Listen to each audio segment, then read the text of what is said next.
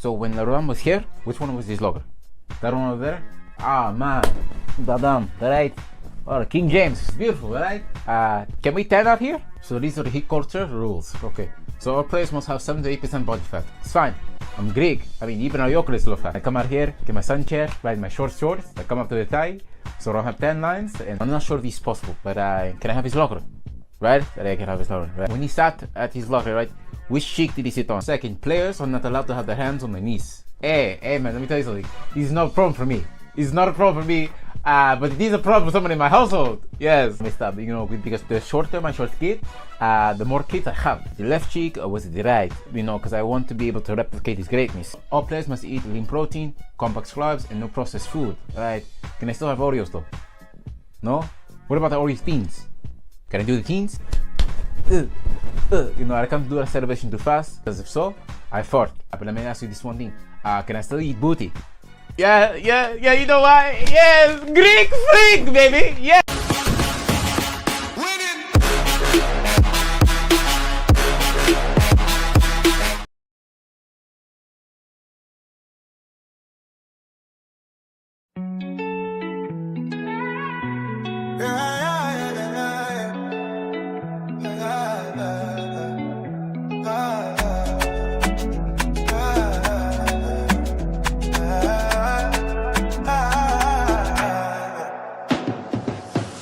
We got the Greek freak.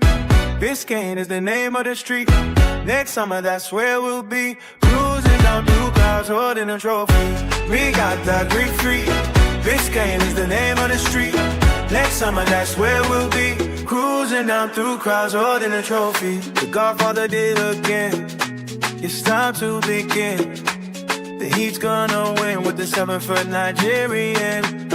Two big boys to make big noise. Best duo in the East. These boys bout to feast. Riley is beast and sport about to unleash. New terror in the league. You cats ain't hearing me. This is Heat in 3rd degree. We making this degree. Let the title goes to Miami. Confetti parade down Biscayne. This is why I love this game. We got the Greek freak. Biscayne is the name of the street. Next summer, that's where we'll be. Cruising down through crowds, holding a trophy. We got the Greek freak. Biscayne is the name of the street. Next summer, that's where we'll be. Cruising down through crowds, holding a trophy.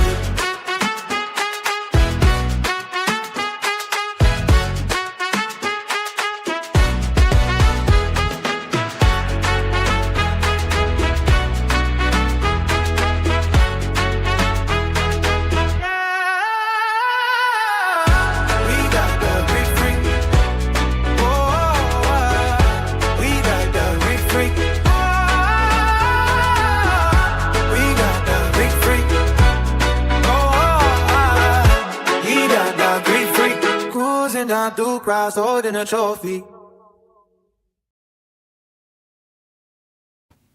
Peace and blessings, y'all. Peace and blessings. Welcome to another Friday Night Exposure with The Exposer. It's your boy, Ajani, The Exposer, representing the GOAT James Kingdom platform. Y'all already know what to do. Hit that like button. Hit that subscribe button. Don't be afraid to become a member of the channel. As you guys know, we are going to continue to grow our content, continue to grow our followership, and obviously continue to give you guys great information about the game of basketball, whether it's the GOAT debate or actual basketball, like you know who I am, the big-time Miami Heat fan. We just made a big-time deal, so now Biscayne in June is coming back. So tonight's program will be about the Miami Heat big blockbuster trade to acquire Giannis Antetokounmpo, the Greek freak, one of the best players in the league right now. And this is something that's been in the making for a while, and I got a special guest with me that's going to answer some of these questions about how all of this came about and what's next for the Miami Heat now that they acquired Giannis Antetokounmpo. But y'all know to do the right thing, which is hit that subscribe button, become a member of the channel. Shout out to everybody who is here. Peace and blessings to all the GJK members, man. Shout out to you, Jeremiah. What's good, brother? Peace and blessings. It's good to see you. Shout out to my boy Marcus in the building. What's good? To Wayne Gantz in the building. We got new GJK members here. Shout out to you, brother. Peace and blessings. Shout out to you. LeBron James. Thank you so much for joining me here again on another great Friday night, man. We here to have some fun, man. Yes, it's gonna be another party, man. Biscayne in June, man. We about to have some fun tonight, man. So again, Giannis is now a part of the Miami Heat. And officially, man, y'all know, listen, y'all know I've always been a Heat fan. The last 2 years have been a nightmare for me as a Heat fan. It's been a soap opera drama with the whole Jimmy situation. Then obviously last season, we had our ups and downs. We had some good moments, but, you know, as a Heat fan, I'm excited about what we're about to do here, man. So again, welcome to the Friday Night Exposure with the Exposer. I'm Ajani, the Exposure. Y'all make sure to hit that like button, like I said before. Shout out to the membership, where, like I said, where real content creators get together and actually collab to do good work. Let me bring my boy Martel in the building, because he is here for the real juice, man. Peace and blessings, brother. What's good, man? Thank you for joining me. What's good, Martel? What's up, man? Thank you so much for having me on the show. Yeah, man. Go ahead and plug your channel. Let everybody know who you are. And thank you for joining me on another Friday Night Exposure with the Exposer, man. I can't wait to have this conversation with you, man. Go ahead and plug your channel, brother. Yeah, man. I have the Miami Heat Zone podcast. Make sure that you guys like, share, comment, subscribe. We're continuing to push to 10,000 subscribers. All right. And again, you are on YouTube. He has great content. You just did an interview with Antoine Walker, correct? Yes, sir. And we listen tomorrow. Tomorrow's guest, I think, is going to break the internet once again. But tomorrow, I think, is going to make some stuff shake. All right, man. Shout out to you, man, for doing your thing, man. Those are big things, like I said, man. Shout out to you, man. I gotta get to take a chance to listen to your interview with Antoine Walker. But you know, tonight's show is gonna be about, you know, Giannis Antetokounmpo, Biscayne in June. You see what I'm on. It's big time things here. I don't care what nobody say. I was a little skeptical at first. You know, we talked about this. I didn't like the idea of trading our young talent away. But this was something that obviously was in the making, and you've been on top of it from the beginning. So can you explain how all of this came about with Giannis, and how the Heat was able to make a trade to get Giannis to Miami? Well, the biggest thing is that the Miami Heat were like 0 for 10 on getting a star to Miami. We've missed out on so many stars, you know, Donovan Mitchell, Kevin Durant, even Giannis. I mean, we've missed out on these guys before. We just missed out on Giannis at the trade deadline. Yeah, the Milwaukee Bucks liked our deal, but I don't think they were, you know, really ready to move on from Giannis himself. So we've missed out on so many stars to the point where, you know, I feel like they've even been just completely forgetful in terms of, you know, they wanted Pat Riley gone. You know, we wanted to move on. Like, to be honest with you, most Miami Heat fans didn't even think we were going to get Giannis. There's no way, because like I said, we just missed out on him at the trade deadline. I would say the biggest thing is that the Milwaukee Bucks, they were the ones who didn't see the writing on the wall. Once you know internally that Giannis is pretty much looking elsewhere, that is when you need to trade him, especially with this new CBA, especially with all these new contracts and the way contracts are structured, and especially if your owner's not willing to pay a little bit more, or if you're not willing to cut a guy, or if you're not willing to pay somebody less. The Miami Heat were in the perfect opportunity. They were realistically the only team that pretty much had the best deal. Yeah, Boston was out there, but we had the first round picks, we had the young guys, we had the contracts. We were really the only team within the Eastern Conference that could have made the move, because, you know, you have the Knicks, where, think about it, Brunson's taking less to keep his team. You have the Detroit Pistons, where they're still a young team. You have the Orlando Magic, they gave up all their picks for Baines. You know, then you have Cleveland, where if they're not willing to trade Mobley, which they're not, no deal. Yeah, and same thing like with the Orlando Magic. If you're not willing to throw in Paulo, there's no deal. So I think, really, besides us missing out on the stars so many times, the Miami Heat had the best overall deal that the Milwaukee Bucks wanted. They wanted young guys. They wanted picks. They wanted favorable contracts. They wanted guys where, at least if you trade them, they could possibly flip them, and they can still flip Tyler Hero, you know, to the Detroit Pistons. They can still flip Khalil Ware to the Los Angeles Lakers, as long as taking all of our picks. So I would say how this really started us missing out on Giannis and other stars for so many years, but also we had the best overall package. We might not have had the best pick in the deal, the best player in the deal, because yeah, the whole Jaylen Brown rumors and all this other stuff, but we had the best overall deal that the Milwaukee Bucks wanted. Facts. I mean, listen, I was skeptical at first. I told you, man, I was like, man, let's just keep building. Let's see what we can do. Let's see what we can get. These quick draw trades, and Giannis being as old. Because, again, he hadn't played, right, this season. And that was what kind of made me feel like, he plays such a physical game as well. Has the game really bypassed him? But in reality, in the last, since 2020, in the last 7 years, he's been averaging almost 30 points per game, 12 rebounds, 6 assists on 58% shooting. He's a monster. Like, you know what I'm saying? Adding him is not going to be a bad choice at all. So with that being said, you know how I felt about the trade. Did you want this trade? Was this a trade you was looking for as having, as far as a Heat fan? Were you looking forward to making this trade? No, I think I was really maybe one of the few people who didn't necessarily want Giannis off the rip. And it's not that I didn't want Giannis, but we were gutting our roster. I mean, think about it. We finally get Kasparis. He's a 6'5" point guard. We finally get the point guard that we needed outside of BBL Lowry. We haven't had that point guard. We had Kyle Lowry. He was out of shape, overweight, eating burgers and shakes. And then now you're finally giving a guy who was projected in the lottery. He fell to you. And not saying that, that these guys are better than Giannis or whatever the case may be, but I'm just looking from a team and the structure of a team. You get a 7-foot monster in Khalil Ware who can shoot threes and space the floor. But he's beefing with Spo. Yeah, we gave up Jaime, which he could have been 6th man of the year. And then, like I said, we're also giving up our picks. So then you're giving him up for a guy in Giannis, which, Giannis was dominant last year. Man averaged 30 points. But he's going to be 32 years old. He had about 2 calf strains alone last season. And with all these calf strains, I mean, look at Tatum. Look at how... You got to be cautious with those. Yeah, you got to be very cautious with those.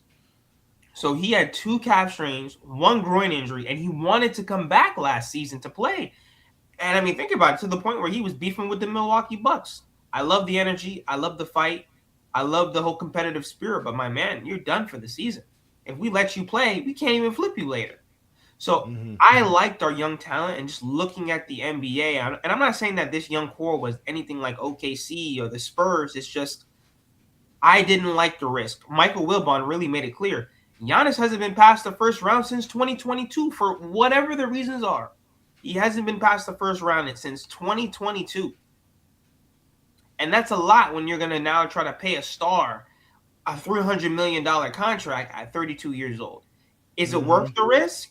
We shall see. I think Pat Riley, he really wanted to get this done. This is pretty much his last big move before he retires, which I understand. He wants to go out on a championship, and he's willing to push in all the chips, and I have to respect that. That's what the Miami Heat do.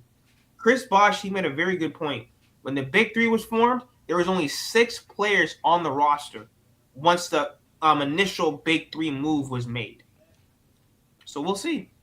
Yeah, but no, of course. I tell people that too. I tell people that too about the Big Heat when the Big Three came together. And I agree with you with all that you said. I didn't want to do it. Remember, we talked about it when I was on your program. I said, man, I really just want to just see what we can build, see what we can do, clear up some cap space. But obviously the trade was done, right? Pat Riley, this is what Pat Riley does. He doesn't care about no young players. He'll gut it out. He did the same thing for LeBron. He did the same thing for Shaq. He basically did the same thing when he got here for Alonzo Mourning. He got rid of some players to get Alonzo over here, right? So that's Pat Riley's thing. That's what he does best, man. So, we got him. It's here now. But we did have to gut a good portion of our team. I think we sent 4 players over, plus some draft picks, obviously. So now we have to fill the roster, right? We have to do all this stuff to fill the roster. But I wanted to show you something first, and I wanted to get your take on what the Heat would have to do to fill the roster. I don't know if you've seen this, but I saw this post the other day. It's a page I follow on Instagram. But they were breaking down the Heat salary cap issues and their roster issues and what they have to do. Not necessarily issues, but basically what their situation is and what they would have to do to help, fill in some voids that we obviously have now. With Giannis Antetokounmpo and Bobby Portis joining the Miami Heat, their salary cap is going to look a lot different heading into next season. Together, Giannis and Portis make nearly $73 million, so the Heat had to include one of their big contracts, and they went with Wisconsin native Tyler Hero, and then they also included Kalel Ware, Jaime Jaquez, and Kasparis Yakachonis. The trade also included 3 first-round picks, a pick swap, and a second-round pick. But this is still an incomplete look at their salary cap sheet because there's 3 more players that still need to be updated. First, Nikola Jovic's new extension kicks in next season at over $16 million. And then Norman Powell and Simone Fontecchio are both set to become unrestricted free agents unless the Heat can re-sign them by June 29th. Obviously, they'd love to bring back Powell, as he's the perfect complement to Giannis, but according to Brian Windhorst, they might struggle to do that. He's probably going to get an offer of at least $20 million in free agency. The problem for the Heat is that they're currently hard capped at the first apron following the Giannis trade, and they still need to fill in at least 4 more roster spots. Even if they're all at the minimum, that doesn't leave enough room for a competitive offer to Powell. Now, theoretically, if they could get Andrew Wiggins to opt out of his player option and renegotiate and extend his contract, that would open up more flexibility, but it still wouldn't be guaranteed to work. So we'll see over the next few days how the Heat go about restructuring their roster around Giannis and Bam, and who will be on the team with them heading into next season. All right, so you hear that. So what can the Heat do now to help fill in these pieces and these voids, to help fill out the roster for Giannis and Bam? So this is a very good breakdown, and I feel like there's a lot of people not talking about a few aspects. One, they should have never have paid Nikola Jovic. I don't understand what the rush was for. At the point in time and when they paid him, he did not prove anything deserving of a contract extension. And this is why you don't pay these guys so early. Where was Nikola Jovic going to go? So now you give him a contract extension, not worthy of it, hasn't worked for it, hasn't earned it, and then now it's kind of biting us in the ass because you could have gave him less. He's not going to say no. No one's going to pay him. He barely played last year. So you could have gave him less now. Now is when you say, yo, listen, we're about to go on this title run. We're going to tweak your deal. And now you lock him into a cheap deal going forward. Because one thing about Andy Ellisberg, he's the king of the cap. He's the king of contracts and and structuring things for the future. And he understands how the cap works. That was one of their mistakes already. The Norman Powell situation, I think they lose Norman Powell only because why would Norman Powell take less coming off of an all-star break when he's in his mid-30s when this could potentially be his last payday? So why on earth is he going to take less money coming off of an all-star break? But this is the thing. You're seeing guys like CJ McCollum and, Trae Young got a bag, but that's with the Wizards. I haven't seen any team step up to the plate yet to at least offer, Norman Powell that big time money that he's looking. He's at least looking for 20 to 25 minimum per. But I haven't seen any team step up. The only team that may be willing to do that is the Detroit Pistons. Same with Andrew Wiggins. What is Andrew Wiggins willing to do? Is he willing to restructure his deal and then get more money long term down the line? Maybe the beginning few years are a little bit cheaper to help out the Miami Heat, and then down the line we pay him a little bit more. So I know that you want to say, well, what can the Miami Heat do right now? There's a lot of things that's out of their control. Like I said, what is Norman Powell going to do? What is Andrew Wiggins going to do? Those are the 2 biggest things, but they need Andrew Wiggins. I think that, once again, he fortifies your front court along with Bobby Portis. I feel like a lot of people aren't talking about that as well. Yeah, we got Giannis, but we also got a plug-and-play player in Bobby Portis. I think he's a definition of a Heat culture type of guy. Fire, passion. He's always willing to play 110%. So you have Bobby, you have Bam, you have Giannis. I think one of the biggest things, even just looking at this structurally, because obviously you have Giannis taking up all that money, but Bam's contract comes into play because now he's on his new contract, $49 million. This is where we need to hold Bam to the highest standard. What I mean by that is because, think about it, they mortgaged the future for Bam. They said, Bam, you're the only untouchable guy in this deal. We are going to build this team around you and Giannis. Giannis is great. We're going to need Bam at a bow now to be as great as he's ever been and hold him to the highest standard. Every single year, Bam has these stretches throughout the season. He's averaging 9 points and he's afraid to shoot and all this type of foolishness that goes on. We cannot afford that anymore because this team goes as far as Giannis and Bam will take them. So structurally, Facts. like They're gonna be one of the best duos in the game. They're gonna be the best duo in the East. They're the best duo in the East. I don't care what nobody tell me right now. 100%, Best duo in the 100%. East. But when it comes to their contracts, like I said, obviously they're gonna have to get vet minimums, and this is another thing. People aren't talking about this at all.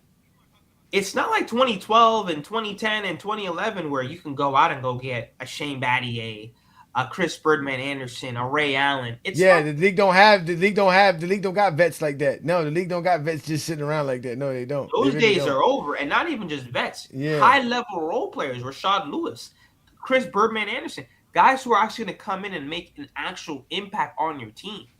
That's the biggest thing, and that's what a lot of my concerns are with the whole Giannis thing is that you're going to now hope and wish and pray on undrafteds.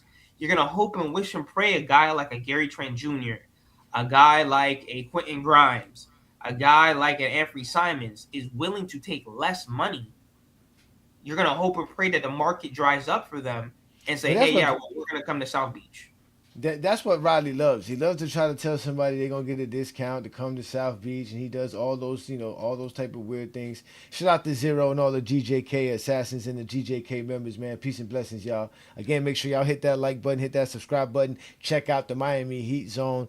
If you are a Heat fan, the brother does a great job getting us information about what's going on in the Heat on a day-to-day basis. I mean, when I say on a day-to-day basis, this young man is out here posting several times a day, giving us the scoop about what's going on inside of the Heat culture and nation. So shout out to you, Martell, for that. But with that being said, we got one of our GJK members in here. Shout out to Hollywood Herm. Y'all make sure to follow Hollywood Herm as well. He says Pat Riley did something about some time. Should Pat Riley get credit for this? Does this save Pat Riley? Because supposedly he ain't really the one doing anything. Like you said, there's other people involved. So is Pat Riley saved with this, or is he satisfied, or he's not even shouldn't even be mentioning none of this?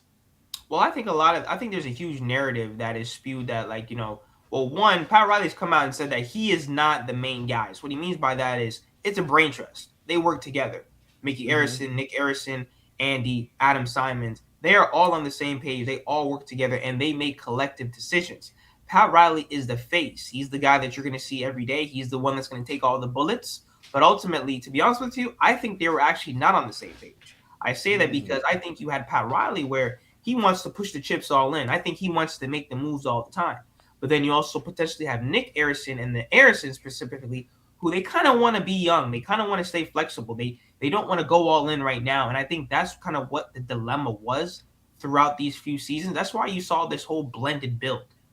I think a lot. Okay, when it comes to Pat Riley getting stars, I feel like we're overshadowing D Wade. That's why, and I understand why the Arisons, they're never going to allow anyone to be in ownership, in my humble opinion. I don't think they're ever going to allow anyone, and that's for a whole nother conversation. Yeah. That's a whole other conversation. They might get bought out, but they make enough money outside of the NBA to not have to be bought out. So no. Like the Arisons will never allow someone else to come in. You know what I'm saying? But like I said, that's a whole other topic. Yeah. I think that D Wade, he doesn't get enough credit. I think that D Wade got most of the stars in Miami. When you hear Shaq said he came to Miami because of D Wade. Okay, I mean, not saying that Pat Riley didn't have that influence, not saying that Pat Riley didn't structure the culture for the Miami Heat organization and the framework and the day-to-day operations, but even when you look at LeBron James and Chris Bosh, they came because of D Wade. They all came. I mean, you hear all the stories. They got together on the phone and structured this deal. Pat Riley was really just, once again, the face, the facilitator, the one moving the pieces. Same thing with Jimmy Butler. D Wade was in Chicago and was like, yeah, man, listen, you should go over to Miami eventually. When you're ready, go over to Miami. So I'm not saying that I think that he got Giannis in this specific way because, once again, we didn't really have some outside influence. But I would say most of the guys, Norman Powell, Terry Rozier, Victor Oladipo, Jimmy Butler, LeBron James, Chris Bosh, they all came to the Miami Heat because of D Wade. But like I said, I think with this specific deal, yes, Pat Riley does deserve his flowers. He was able to close it out. Pat Riley, the old godfather, man. We love some Pat Riley down here, boy. He get away with murder with us, boy. He got the city on lock, man. Shout out to Pat Riley, man. He the man, man. So shout out that. So with that being said, obviously the next thing is all right. We got Giannis. We got a roster together. What can our boy Spo do with Giannis, and how will he, utilize what he has now with Giannis, Bam, and all the other pieces that's going to be put together. What do you think about that? What do you think Spo could do with this? He's gonna have to cook. I mean, I think he does a great job when he's given star talent. I feel like he was given one of the most complex trio of ever because you have LeBron James and D Wade, where they weren't even taking jump shots. I feel like a lot of people also glance over that. You had LeBron James and D Wade lobbing it, throwing it up. I think those are some of the best highlight clips in NBA history where you have LeBron James and Chris Bosh alley-ooping it. They were literally everybody was alley-ooping it to each other, and they made a collective decision to not shoot the basketball. Mm-hmm. Chris Bosh made it clear that in training camp, Spo made it clear. Everyone needs to get out of D Wade and LeBron James' way. Yeah. They're gonna operate within the paint, and everyone else needs to move out the way. So I feel like we haven't seen a big man duo like this. I think maybe since Anthony Davis and DeMarcus Cousins.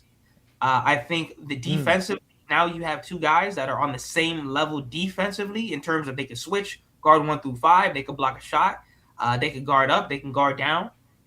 It's going to be very interesting to see how Spo's going to do this. Like I said, I know a lot of people said that, well, how is this going to work? And, Bam and Giannis can't shoot.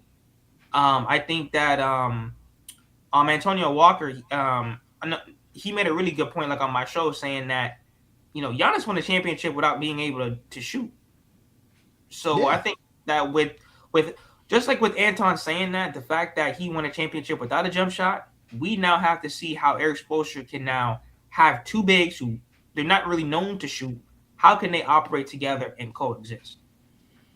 Oh, it's gonna be fine because Bam could play in the perimeter and so can Giannis, right? Because Giannis could dribble. Giannis is a good passer. And if we can make the finals with Bam and Jimmy Butler multiple times, we got to be able to do something with Bam and Giannis. There's no way, bro. Especially when we were doing it with guys like Max Strus and Caleb Martin and them coming off the bench and stuff like that, guys impacting the game like that for us. So I definitely feel like we got a very good shot. Again, I was skeptical at first, but then when I looked at the roster and I looked at it, I said, you know what, Pat Riley could fill this in. We definitely gonna need a center, a backup center for sure, and again, obviously getting a good ball facilitator doesn't hurt. We're still in the need for a good point guard. Davion Mitchell is good enough, but not enough, if that makes sense. So, with that being said, I won't hold you for too long, man. How are we as far as contenders? Are the Heat contenders now? Are you still available there, Martel? The Miami Heat are contenders. There's no way that you get a top 5 guy. There's no way that you add Giannis, who is pretty much averaging 30. There's no way you have Bam Adebayo, who's an Olympian, an all-star, all these different accolades. Once again, I think the biggest thing that no one's really talking about is that the Miami Heat, they're going to need a closer. I feel like a lot of people, they were getting on Kendrick Perkins because they're saying that Giannis is not a number one option. Well, if you look, Giannis is a great guy. He's going to give you, 1 through 3 or even 1 through 4 in terms of the quarters. But when it comes to crunch time, when it comes to closing out a game, it was Middleton taking all those shots. Giannis sometimes even shies away from the free throw line. You have Bam Adebayo. Once again, Bam and Giannis, they're not known as being shooters. So at the end of the day now, how are you now going to incorporate a guy that's going to close? I think that's the biggest thing the Miami Heat are going to have to answer. Giannis and Bam, their greatness is great. But cool, that's undeniable. Who's going to close these games out? Who's going to be the one to take the big shots, the clutch shots? Because that's what Jimmy was. Jimmy was a closer. We had Bam. Yeah, we had Tyler, Kyle Lowry, and the role players were rolling. We had Caleb Martin and, Gabe Vincent. But Jimmy was the one scoring the 56 and closing and hitting those big shots on Jrue Holiday. Jimmy was the one taking on, the Bucks and the Celtics head on, closing the game against, Tatum and Brown, really making those big time shots. So, of course, the Miami Heat are definitely contenders. There's no way you have Giannis, a top 5 guy on your team. Bam Adebayo. We have the best coach in the NBA. I mean, one of the best coaches of all time in Erik Spoelstra. And like I said, they always can coach their guys up with the role players. I'm not worried about that. I'm not worried about them contending. For me, it's who's the closer? Who are they going to get a guy where – because remember, when you're in the playoffs, you got to get someone that can make a bucket. You need someone who can score on all levels. You need someone who can will their team in different directions, throughout the East. And like I said, especially when it comes down to crunch time, half court, who's going to be able to score in the half court? I feel like that's what they're not realizing. who could score in the half court when the game slows down, when you need a bucket. That's exactly what needs to be answered. All right, I got you on that, man. I listen. Like I said, man. Biscayne in June is back. It's official, man. I'm ready. You saw the intro. I'm over here dancing, thinking to myself, we really got the Greek freak. Like this dude's a monster. This dude is a 9-time All NBA player, 10-time All Star, 2-time MVP, Defensive Player of the Year, 5-time All Defensive Player, in season Cup MVP and champion. This dude has a lot on his resume, and he's gonna do wonders in Miami because, again, Miami's a good place for Giannis. You know what I'm saying? And his mentality and how he plays, and how we structure things, and we're gonna protect him. He's gonna love living down here. He's gonna love being down here. His family's gonna love living down here. It's gonna be a lot of good things gonna come out of this. So I'm really happy about that. So with that being said, I'm not gonna hold you too long. We got a few people showing you some love already here, man. Shout out to all of y'all. Y'all make sure to follow again the Miami Heat Zone on YouTube. He's also on Instagram as well. Man, shout out to you, brother. I appreciate all the things that you do, man. So what are your final thoughts overall? We about to get into the summer. The Knicks are the champions, so we gotta worry about the Knicks, Detroit, Orlando, blase, blah, blah, blah, blah. Your final take, final thoughts as a Heat fan. Give it to them. Let them know. You forgot the final piece. You forgot the ultimate story. What's the ultimate story? You forgot the ultimate storyline. What's that? Oh, you forgot not one, not two, not three, not four, not five. Okay. So let's get the elephant out the room. What do you think about LeBron coming to Miami? There is talks that Pat Riley will make the offer to LeBron. I think it's all in just respect and just to say, hey, you're always welcome here. But what do you think about LeBron James? That would make our front court would be the best in basketball with LeBron, Bam, and Giannis. Lord have mercy. And that would fill the void of us not having a playmaker, because LeBron would definitely be a playmaker that could shoot. All I'm saying is that, once again, that would be the ultimate storyline, that LeBron James and Pat Riley, they go out on a championship. Wow. You get Giannis, who gets his second ring. You get Bam Adebayo, who gets his first ring. Oh, Lord have mercy, man. Don't get you me tell started, me a better man. storyline. Hold on. You tell me a better storyline where Pat Riley and LeBron James go out together on a ring, on a parade. They retire on a parade down Biscayne Boulevard. Tell me a better storyline. That is it. Listen. I can see LeBron making that choice. I think LeBron has 3 options really right now, and it's LA, Miami, and Golden State. I think he really would like to go play with Stephen Curry if that really goes well. I think his best option is to stay in LA, but I think Miami's enticing enough. To where he looks at it like, man, I get to play with Giannis, the Greek freak. You know what I'm saying? I got Bam, all 3 unselfish players. It'll all work well. There's no and obviously it's good culture, good system, smart coaching. All that's going to be a part of it. LeBron's going to know that everybody's going to be involved. Now the question is, are they going to let LeBron have his cookies? Now, wait, hold on. That's one of the biggest misconceptions, though. I feel like a lot of people don't realize. Remember, LeBron James was in his mid to early 20s when he joined the Miami Heat. Yes. The way that the Miami Heat are structured now, in terms of how rigid they were in their whole military, lifestyle, that people would say, they're far from that. And I feel like a lot of people don't realize that. They let Jimmy Butler do things that LeBron James, Chris Bosh, and D Wade couldn't do. So I mean, and we don't have to get to the specifics, but they're not as strict. They don't practice like that, like the 3-hour practices, and just the way they used to do things. Like I said, Pat Riley's come out and said that they've changed their ways. They understand how the NBA functions and with stars. And now you're not going to be bigger than the program, and I feel like we have to keep that, only because now you have players that forget why they're on the Miami Heat or the current team that they're on. They forget that we're here to win a championship. And if the Miami Heat are telling you to run an extra few laps or whatever the case may be, it's because it's ultimately about winning. It's about winning, and that's really what Miami's trying to win. This clearly shows Miami's trying to win, because Giannis had said to have had 4 other teams that had said that they would give him an extension if he agreed to go over there, and he told them that he wouldn't accept an extension for those teams at all. And Miami was one of the 5 teams, the only team from the 5 that he was willing to go to, that he was willing to do an extension with. So they're going to have to pay him, obviously, so he's going to get his money, which is fine. He's a star. He's an international star on top of that, so he's going to bring some of that recognition as well. We do have a Greek community down here as well in South Florida, so everything's going to go well with Giannis being down here, man. So, yeah, like I said, man, I appreciate you coming here, man. It's great, man. Like I said, man, Biscayne in June, man. All you haters, ain't got only people we got respect for right now is the Knicks, and it's only for a little bit because they champions. But once them schedules come up, once them rosters are filled, it's a wrap, man. It's all heat from here on out, man. I appreciate you, Mike. So again, let everybody know. Before we close, just remember, look at what LeBron James was able to do against the Houston Rockets. He was manhandling them by himself. Facts. By himself.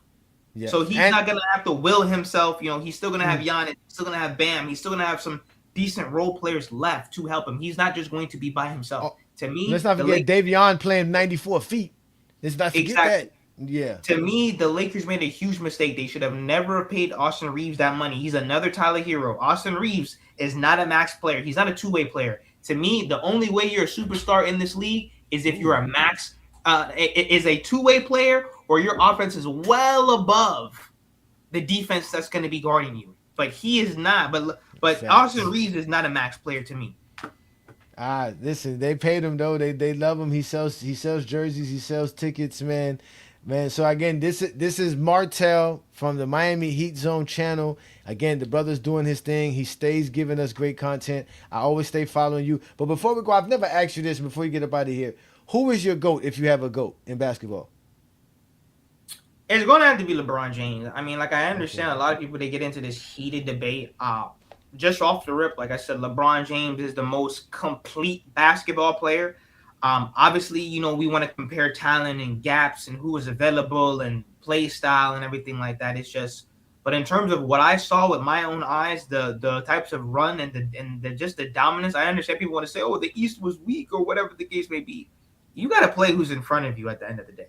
So I don't really get into the whole, East is weak. Now, did LeBron James fall short in certain areas? 100%. And just like how every player, I think, in the NBA, they fall short. They sometimes don't always live up to the hype or the potential of what we think they should. But I don't think that takes away from the overall greatness. And like I said, even right now, there's multiple teams, there's multiple players winning a championship. We've had a different championship every single year. There's been a different champion. And just because of just availability and matchups, and there's so many different reasons why players and people don't understand one or two things could shift the entire NBA.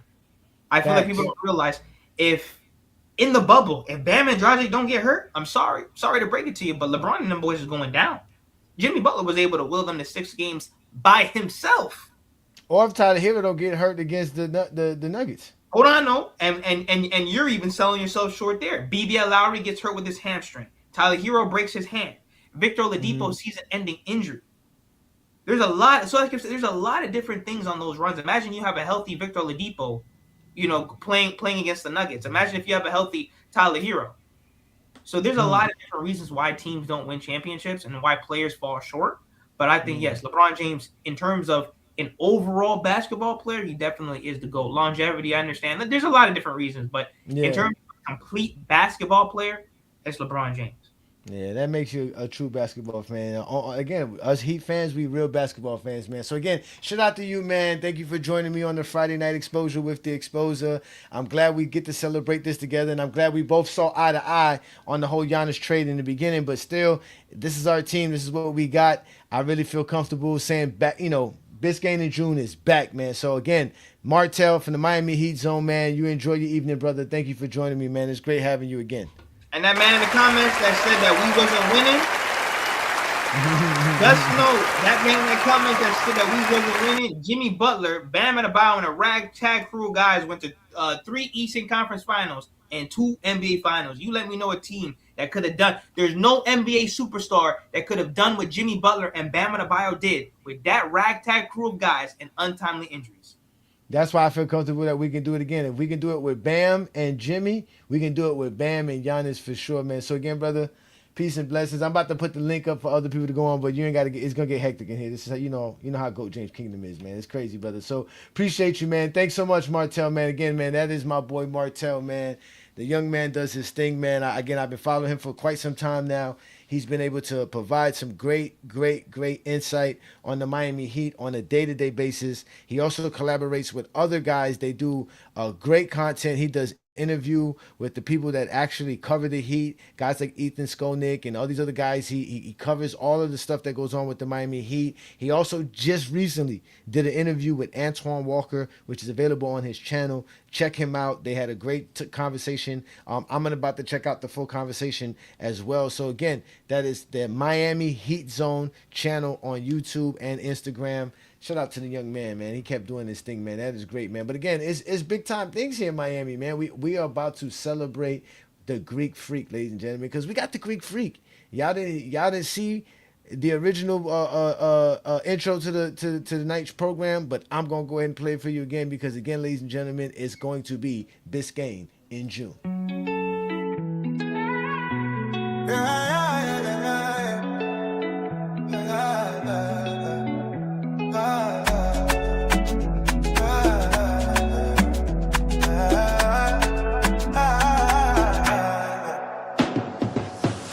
We got the Greek Freak. Biscayne is the name of the street. Next summer, that's where we'll be. Cruising down through clouds, holding a trophy. We got the Greek Freak. Biscayne is the name of the street. Next summer, that's where we'll be. Cruising down through crowds, holding a trophy. The Godfather did again. It's time to begin. The Heat's gonna win with the 7-foot Nigerian. Two big boys to make big noise. Best duo in the East. These boys bout to feast. Riley is beast and sport about to unleash. New terror in the league. You cats ain't hearing me. This is Heat in 3rd degree. We making this degree. Let the title goes to Miami. Confetti parade down Biscayne, man. This is why I love this game. We got the Greek Freak. Biscayne is the name of the street. Next summer, that's where we'll be. Cruising down through crowds, holding a trophy. We got the Greek Freak. Biscayne is the name of the street. Next summer, that's where we'll be. Cruising down through crowds, holding a trophy.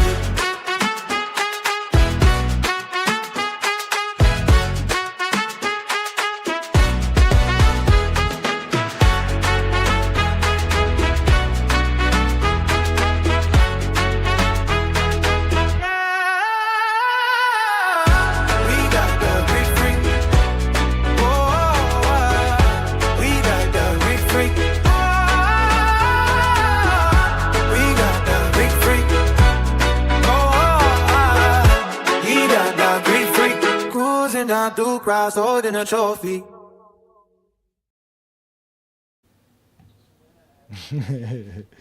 Y'all be hating, man. Ain't nobody care what y'all think, man. We having some fun tonight, man. Again, I'm excited about this. This is what makes basketball such a great sport.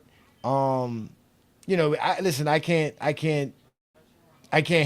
We got Giannis. We got the Greek Freak, man. This is one of the best players in the NBA right now. He's been in people's top 5 now for the last 4, 5, 6, 7, 8 years. This man's been really good in basketball, and he's been dominating, doing things that nobody's ever done in the game as well. With the way he's been playing, the guy's just phenomenal at basketball. He bends defenses. He has gravity. He has gravity. That's what they say.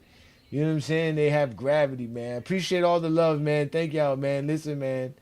I'm about to drop that song for y'all, man. That's Biscayne in June, man. This Biscayne Boulevard is the street we be having the party at, man. This is where we do it at, on Biscayne Boulevard in Miami, man. Right in front of the Kaseya Center. That's what it's called right now, the Kaseya Center, which is where the Heat play. That's where all the Heat parades be at. I've been at all the parades. And we're going to have another one next summer, that we're going to have another party on Biscayne Boulevard because the Heat going to be champions. That's what we about to do, man. Yeah, yeah, man. Listen, man, we got the Greek Freak. I put the link up for y'all who want to join me and have some fun, and we can talk about the draft. Obviously, the NBA draft just happened this week as well. A lot of young talent got picked up, and I'm not gonna front. I don't watch college basketball, so I don't have no idea what any of these young players are gonna be able to do in the NBA. But if y'all know, let me know. I'm always willing to learn. I'm always willing to get new information about players. These young dudes. That dude, the Bansta, looks like he's gonna be great. I seen a little bit of that. Did Caleb Wilson? Some stuff on him. He looks phenomenal. He looks like he got some talent as well. I don't know about the Boozer twins or the Boozer kid too much. Nor do I know too much about Peterson, but I know a lot of people like Peterson, right? So Utah Peterson actually a good choice for them. They had Ace Bailey. So again, they got the NBA. The NBA is really a young man's league, right? So a lot of these young players are gonna be able to stand out, man. Like we were talking about these minimum vets. There's not too many vets in the NBA, man, that you want to put on the floor or keep around unless they're like a Kevin Durant, a Kawhi Leonard, a Damian Lillard, LeBron James. Like these are the only vets that we see in the league. There's no more vets like the Udonis Haslams, right? The Taj Gibsons, guys that just sit at the end of the bench and be, the Iguodalas. You know what I'm saying? Like, they don't do that no more, man. The NBA got rid of those type of guys, man. I mean, if you think teams are going to pack the paint, that's fine. We're going to get some shooters. Pat Riley's not dumb. We're going to get some shooters. What's good, Iron Man? Peace and blessings, man. Thanks for joining the Friday Night Exposure with the Exposure, man. What do you think of the Miami Heat's big blockbuster trade and getting Giannis Antetokounmpo? I think y'all can compete in the East. I mean, y'all got Giannis, y'all got Bam. I mean, they gonna be a problem in the East, man. Without a doubt, we're going to be a problem in the East, man. There's no way we can't be. Now, mind you, the East is tough, right? You got Boston, New York, Detroit, Orlando, Indiana's supposed to be coming back with Halliburton, right? Now you got Miami, right? So, people are talking about how good Washington's supposedly is going to be coming, right? So, I mean, Charlotte just messed up by trading away Ball, which is kind of crazy to me. So now Ball's going to be in the West Coast. But yeah, the East is going to be fun next year, and the Heat are going to be in it. The Heat are going to be in it for sure. I think Giannis is healthy. Yeah. Do you think y'all can keep Norman Powell? Because I've been hearing that. Not unless they can find a way to restructure. What's his name's contract? Make him opt out, Wiggins opt out, and then they get some more money that way. But I don't even know if I want to keep Norman Powell. Who you think they should get? Who you think they should get? I know y'all. I know you say y'all should be getting shooters, but who else do y'all need? Well, I don't know who's really available right now, but we definitely need a center. We definitely need another a point guard, another backup point guard. Even though in reality we don't, because you got Giannis, Davion, and Bam. So you really do got three good facilitators. You really need to get some shooters. I heard Malik Beasley's available, but I don't know if you want to just try that. But that's something Pat Riley would do. Y'all probably might need to get Rui. Need to touch on Rudy Hachimura. Or Luke Kennard. Yeah, but Ruby's going to get paid. Ruby would get paid. He would get the same amount of money, or if not more, than what Norman Powell's asking for. Yeah. Oh, I mean, obviously, bring. Let's do that. Let's put Wiggins and Norman Powell together and send him over there to LA and to give us Hachimura. Yeah. Right? I'll take that. That'd be a good trade, yeah. I'll take that. Because, again, I don't think that the Heat roster is not that bad. Jovic could still shoot. Bam could shoot. Wiggins could shoot. Pella Larson could shoot. Mm-hmm. So yeah, I think we got a chance. Yeah, but I know you talking about the LeBron and going to Miami. You think that's realistic? It's a possibility, very slim. I mean, slim as I am, possibility, but I don't know. I would love it. That wouldn't bother me, but LeBron coming back to Miami will never make me feel nothing but greatness. Yeah. Oh, that would be so great. I could just see it now. LeBron, Bam, and Giannis on the court together. Yeah. The Spo? Oh man, the East is in trouble. Yeah. and he'll get to relax here in Miami. He'll be good down here. But He I don't don't know, have man. I wonder how much I don't want to say loyalty. How much LeBron feels like he has to.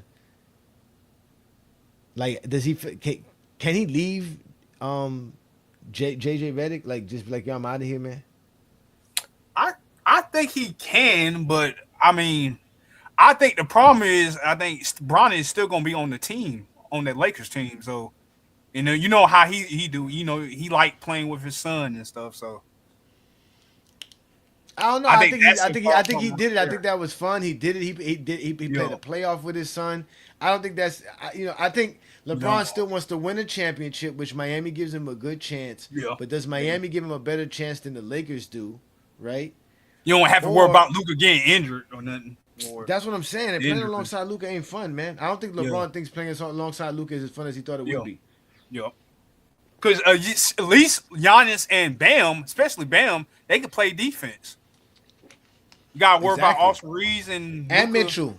And they got Mitchell, too, so you ain't got to worry about that. LeBron could just be that safeguard guy, and they all could just be dominating defensively. Yep. Oh, they would be a defensive nightmare for teams. Yep. Oh, the Necessities would be mad, too. Yeah. But, yeah, I like the trade, man. I mean, I think y'all one of the favorites. I mean, y'all in that top three.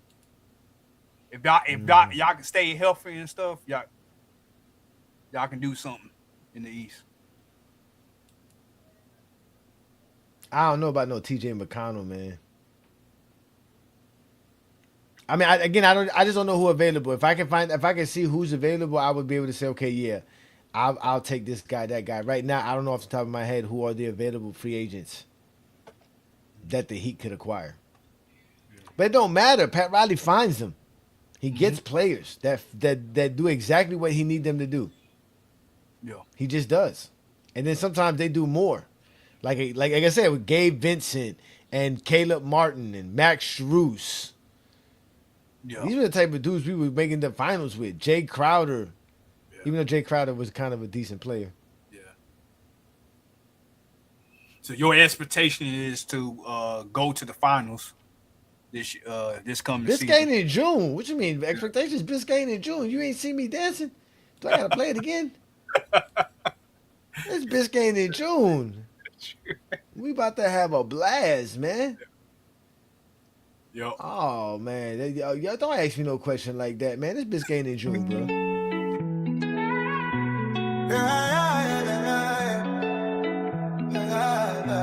You see it?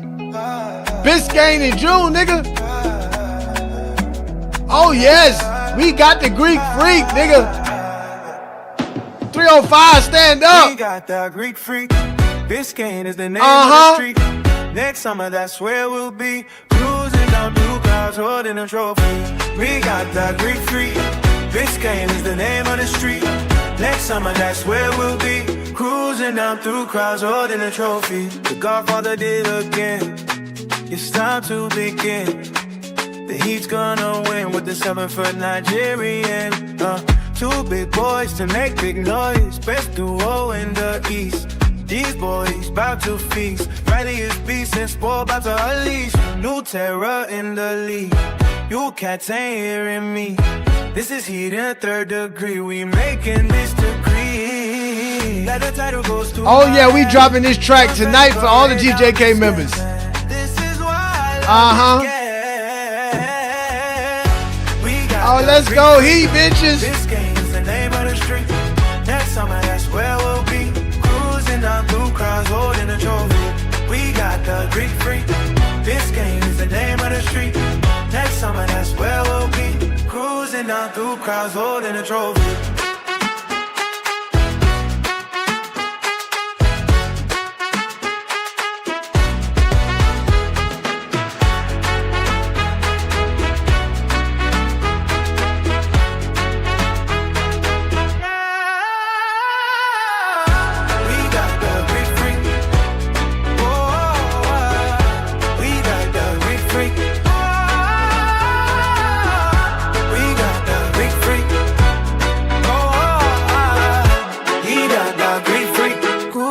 down through crowds holding a trophy.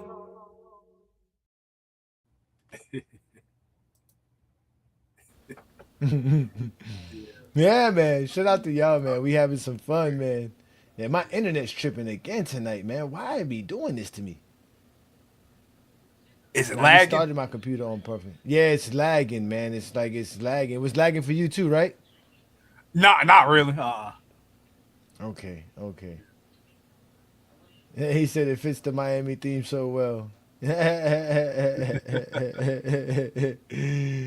We about to have so much fun. And I got a Havana one too. I got a Havana mix of the same song too. Yeah, I don't want to listen, man. Like I said, man, this is what we do here in GOAT James Kingdom. We are basketball fans. This summer we're gonna have some more fun, giving y'all some new music. We're gonna do some more film study like we did last summer, where we're gonna go back and watch old basketball games from the early 2000s and the 90s and the 80s. And I think it's about time we have to pull out the 2016 tape, because there's Zesties running around here talking about Kyrie Irving was guarding Stephon Curry in the NBA Finals and shutting down Stephon Curry. No. I know. The nerve of the That was Zesties. really good. It was like LeBron. It was LeBron that doing that. Oh, don't even. I already went and looked up the numbers. LeBron was out there balling defensively, but on the internet, there's no real footage of that series. I think there's only Game 7 is the only game that's available in that of that entire series. So, but NBA.com, if you have the NBA app and you have the NBA account and ID, you're able to watch the actual games from all the finals from 1991 on. So they're all available to you. So we're gonna definitely do that when y'all gonna do it? Like when y'all gonna show the 2016? Well, we're trying to. This is the thing we're trying to do, because the problem is that it's hard to stream and play these videos at the same time, right? So that's the problem that I'm having. So we're trying to figure out how we can do. Like obviously, I'm gonna be collabing with Inside the Arc, Juan Boy, and Olo to do this with the Hardwood Authority channel. Yeah. But I'm trying to figure out how we can do it, because originally we were just gonna go on our private GOAT James Kingdom members lobby and just have all the GJK members show up there, put the link up for them, and then we can all have it there, and it will be recorded, and then we can just post the recording afterwards and not have a live. So that's the original plan. But we also was talking about seeing how we can do it to make it alive, because we want to be able to do it with people watching the game with us as well. So that's the hard part is that it doesn't matter, what internet service you have, bro. It's like when you're streaming and then you're trying to actually watch something on your stream, the lagging just starts to just start popping, no matter what it is. So.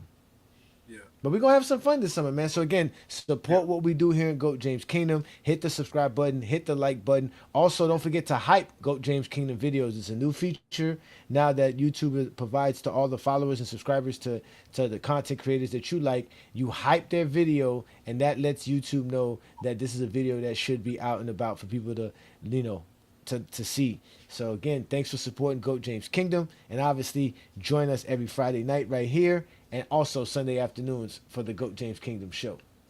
Yeah, that's what we do, man. We having some fun, man. Shout out to everybody who's also watching us on FYF Sports Debate. Shout out to Lamont, the #1 scammer in America. That's what the Bulls always do. They always drafting players. That's what y'all do. Draft them. Yeah, this ain't the 90s. Yeah, I wrote on y'all posts, like under y'all posts, and I was like, yeah, Chicago won that. The draft. I think Kalen Wilson pickup, and then the Swain.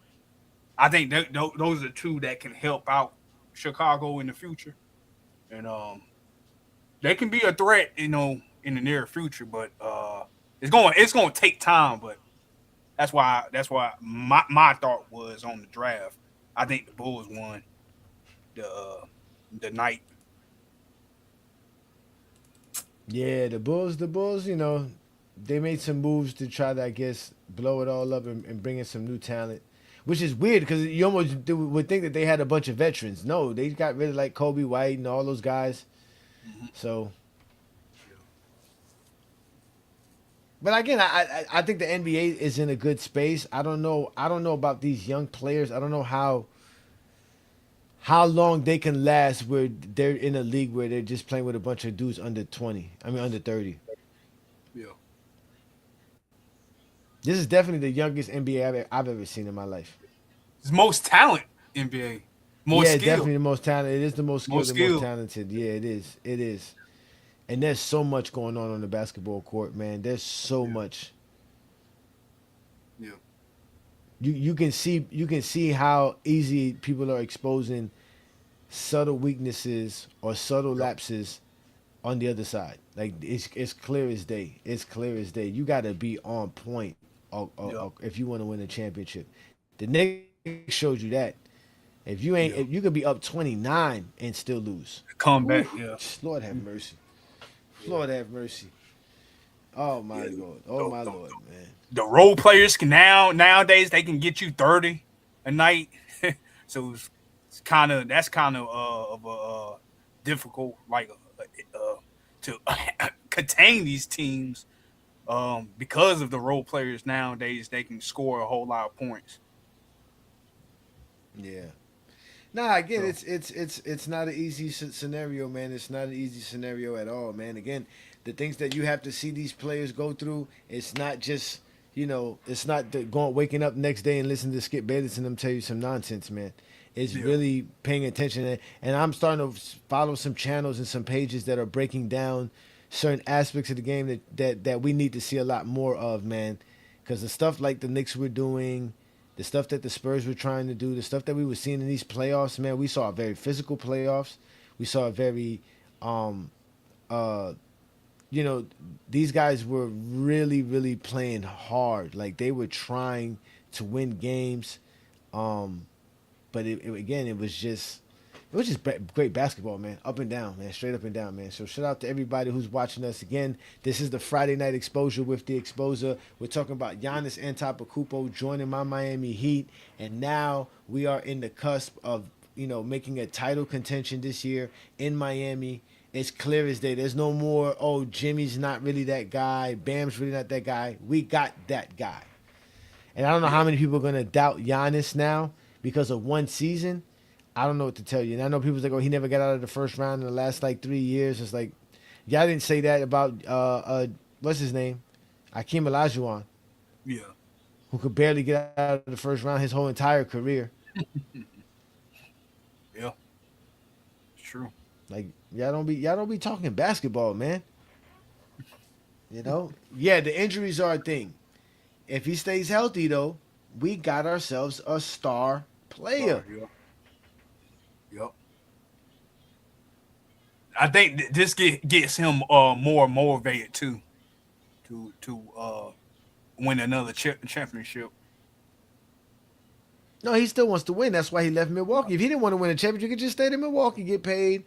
No, like they said, he could have stayed there and that's it. But now, this is what gets me upset with the Zesty. So now he's supposed to just stay and keep losing. And then I saw the dude Howie just say you hate basketball, talking about they tried everything. They got him Dame, they got him this, they got him that. No, they didn't do enough. Yeah. The league is growing. The league is at a fast pace. Obviously, everything they're doing is not enough. You hired Doc Rivers as your coach. Hello. Doc Rivers. What did you expect? You got rid of another coach within 3 months of him being the coach? Like, come on. That's true. Then you got rid of the coach that won you the championship. Who was that? Nick Nurse? No, it wasn't Nurse. It was Budenhauser. Yeah, Budenhauser. Budenhauser. Get rid of him. Why? How you get rid of championship coaches? Yeah. That's true. That's true. That make no sense. Mike Malone getting fired. Vogel getting fired. Well, Vogel got fired after a bad season. I don't think Milwaukee had a bad season recently. It was all because of injuries. Yeah. I guess we could say the same thing with the Lakers, too. They did have some injuries, too, when Vogel got fired in 22. Yeah. But he didn't do a good job, neither. He didn't do a good job. Yeah, because AD was out, I think, a whole lot of games that year. Mm-hmm. Then you had LeBron getting injured, too. Yeah, but, I like I said, man, Giannis is a 30 and 10 and 5 on 60% shooting on a Tuesday. Like my boy Chill would say. Yeah. You still got to worry about him. He has one of the best downhill games in NBA history, if not the best downhill game in NBA history. He's one of the best finishers in the league. He punishes your big men for being too slow. He punishes your smaller men for being too small. Yep. And he does not care about nobody. Miami's gonna be perfect for him. Miami's gonna be perfect place for him. He's gonna blossom in Miami. He's gonna basically rejuvenate his career right here in Miami. Yeah. Yep. That's what it's gonna be. Yeah. That's what it's gonna be. Yeah, and I'm all for the hating. Somebody says if we can somehow get Anthony Simon or Sexton, I wouldn't mind Sexton. I've always wanted Sexton to come Yeah, to he's Miami. he's a free agent. He's a Miami player. If he's a free agent, sign him. Go Yeah. get Sexton. Go get him. He played defense. He's a dog. Yep. Yeah, go get Sexton. Definitely go get Sexton. Yep. I don't know. Move Jovic for who? Who would want Jovic? I don't know about that. Duncan? You mean Duncan Robinson? What Duncan you talking about? Did he let Duncan Robinson go? He's not coming back. Yeah, he ain't coming. Yeah, he ain't coming back. Nah, man. But we got a new guest up here. Peace, Lee. Thank you for joining the Friday Night Exposure with the Exposer. We are here, obviously, talking Miami Heat acquisition of Giannis Antetokounmpo and obviously NBA draft and the offseason moves yet to come. What's going on, Ajani? It's been a while since I've been on your show, but I still support. Good brother. You're a good brother. I'm just hating because I support the Celtics and they fumbled again with Giannis, and I've been crushed these last 2 weeks, and now they fumbled to Jaylen Brown. How you got Jaylen Brown? I don't understand how y'all got Jaylen Brown and Jason Tatum, and y'all out here just dangling Jaylen Brown every year for a trade. It don't make no sense. I don't know, Johnny. I don't have a clue.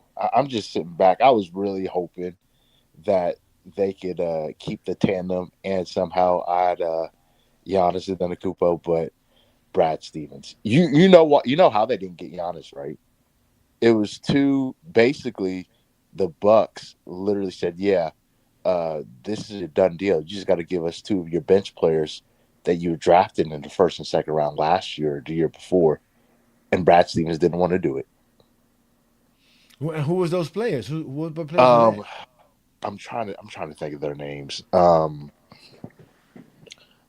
One of them. I'm actually gonna do some research now. What's his name? I'm looking it up now. For whatever reason, that would be crazy because I think Hugo Gonzalez. Hugo Gonzalez is one of them. Yeah. Oh my God, who is that? I don't even know who that is. And then the other one, gosh, it just frustrated me so bad, Johnny. Someone said Ben Shireman. Yes. Y'all talking about the Jaylen Brown and the Giannis trade? Yes. That was on the table.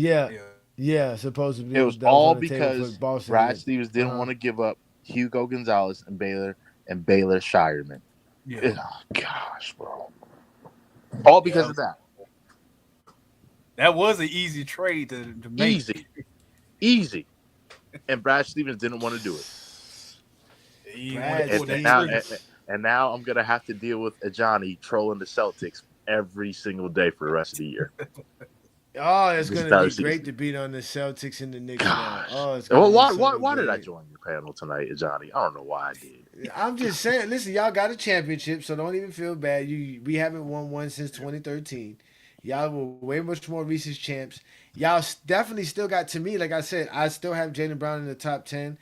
Jason Tatum is still the top 10 player in today's NBA as well. Derek White is still good. Pritchard stepped up. You guys got some good talent. I think again, at the end of the day, I think a lot of teams, I mean, you got rid of the championship team, so you had to expect that there was going to be some kind of decline, especially when you knew Jason Tatum was going. I don't know what Boston is doing. I just think that y'all just trying to clear up cap space. I think y'all don't want to pay. I don't think y'all want to pay Jaylen Brown the money he's going to get the next 2-3 years. Oh yeah, especially with the whole second apron. Gosh, but yeah, that I think that's the primary reason. And then plus, at some point, when you continue to dangle Jaylen Brown in trade talks every year, at some point he's going to demand a trade, and which technically he already did. But I think he's going to get traded within the next week or two. I just don't know to what team's going to get traded. So I don't know if it's going to be the Hornets. They popped up. I don't know if it's going to be the Pistons. I really don't have a clue. The Warriors could be a wild card. I don't know. It's going to be. This offseason is going to be crazy. This offseason is going to be crazy. Why do y'all want to trade Jaylen Brown so bad? I just don't get that. I don't want to. You would have to reach Brad Stevens. It's him that wants to for some weird reason. Yep. What up, 2 cents? We got 2 cents in the building. What's good, 2 cents? Hey, what's up, Will? Hey, congratulations on your Christmas present. I got you. We sent them down there to you. I know you was happy when you seen them. Man, I was like, man, I wish I knew Ajani personally. I was like, bro, I would have bumped chests with you on that one. But here's the thing about it. You know what I love about what's going on now? See, what they're doing with sports. I hated it. Okay, like in college. It was damn near the Alabama Invitational for the national championship. They did all this tournament stuff and made it a little bit better.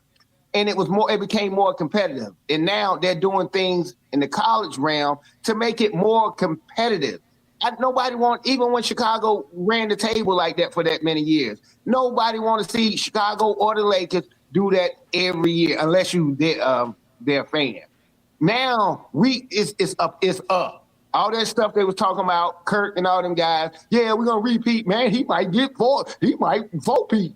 Yeah. You ain't nowhere to be found now. They eating crow because they leveling out this talent. Man, I didn't realize how much great talent is coming in the league. Like each year, each time. Them Kwame Brown years, that shit over. Anthony Bennett, that's over.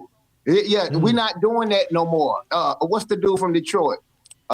Nope. What's the little dude from Detroit that's the bus? Darko Milicic. Yeah, Darko. Yeah, them days is over. Man, these guys' talent can change your team, your competition, your upward trajectory. Just like that. And man, congratulations. I know Miami's gonna put some pieces in place. Man, y'all kind of scary. I mean, you got the 20. We talked about this. I was telling people the 2016 draft, the 2017 draft, the 2019 draft, the 2020 draft, the 2022 draft. Like, there's been some real good drafts lately, bringing in some real good talent into the league. Don't let Miami get LeBron in the reunion. We're never gonna hear the end of it. Everybody's going crazy. Everybody's been saying that. I mean, like I said, it's a slim chance. Pat Riley did say he will make the offer. We can't know until the true offseason kicks in, which is after July 4th, which is basically after next weekend. So the 4th is on a Saturday. So I believe that 6th or the 7th or one of those days that week, the NBA free agency opens up, and then from there teams could officially make pitches to players, and then we'll start seeing some signings and some names being taken off the board. So we'll see. I mean, again, Pat Riley is known for doing this. Listen, if you're a shooter, playing with Giannis is where you want to be. I'll still give some props for getting the super. What do they call it? The Heatles over there. That was kind of crazy that he actually pulled that off and it worked immediately. And bro, now that you said it, you said LeBron. I was like, wait a minute. And LeBron might go to Miami just because he played there. He got some legacy there and get him some more chips. And he'll take a haircut just for the simple fact that he played over there. He does have a rapport there. I don't see him going to New York or something crazy like that. But man, you just trying to scare the league. I hope they block that. No, LeBron, Giannis, and Bam. Man, you crazy. Yeah, that's that Chris Paul stuff y'all trying to pull, man. That'd be crazy. Again, I think LeBron is. I don't think no team is going to give LeBron the max deal. So maybe LeBron can make somewhere between 25 to 35, maybe $40 million, depending on the team. But if it's a contending team, it's probably going to be lower on the lower spectrum, which is why he probably stays with LA. Because if anything, if I'm gonna take cheap money, stay in LA. And I got still Luka and Austin and its comfortable system. But the Heat is very enticing. And like I said, even Golden State, playing alongside Stephen Curry is something I think LeBron James wants to do. Like he wants to do Hey, it. But Johnny. if Golden I State, think if he Golden wants to State, be. if Golden State could pitch something nice and put something together for him, he might just go play with Stephen Curry. But again, we'll see, man. That's why I said it's going to be a crazy offseason all across the board. Hey, Ajani. Hey, Mm-hmm. I know you're going to troll the Celtics, rightfully so. But hopefully if you haven't done it yet, can you please troll the Lakers for that Austin Reeves signing? Oh my Please. God, that was terrible. Oh my goodness. He don't deserve Everybody it. hates that signing. I thought it He was. really don't. I thought he got off cheap with them. I thought they got off cheap. I thought he was going to make more than that. Well, could he have made more? Wasn't he eligible for like 250, 240?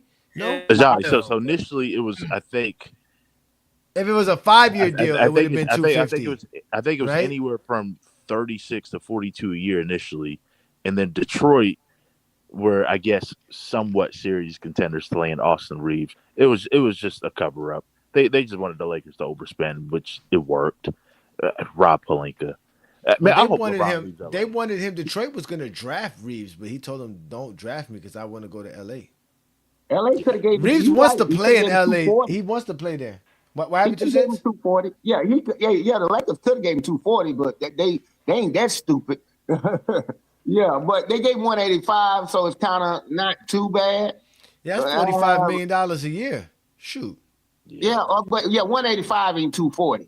But I get what you're No, saying. I know that. Yeah. I know that. Yeah, but It's they shorter he and coulda it's got that, less but money.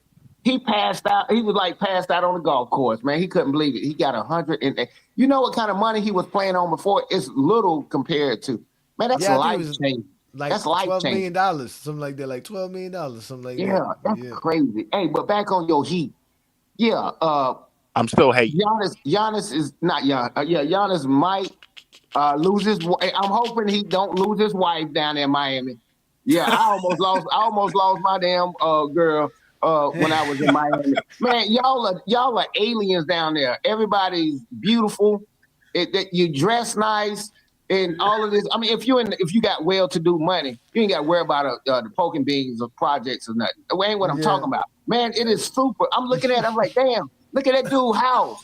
He got a yacht pulled up to the back of his damn house. I'm like, it was crazy, bro. I was like freaked out from it. It's so beautiful and clean in those areas. You know what I'm talking about, Johnny. You know that man. Hey, It's crazy that you say that.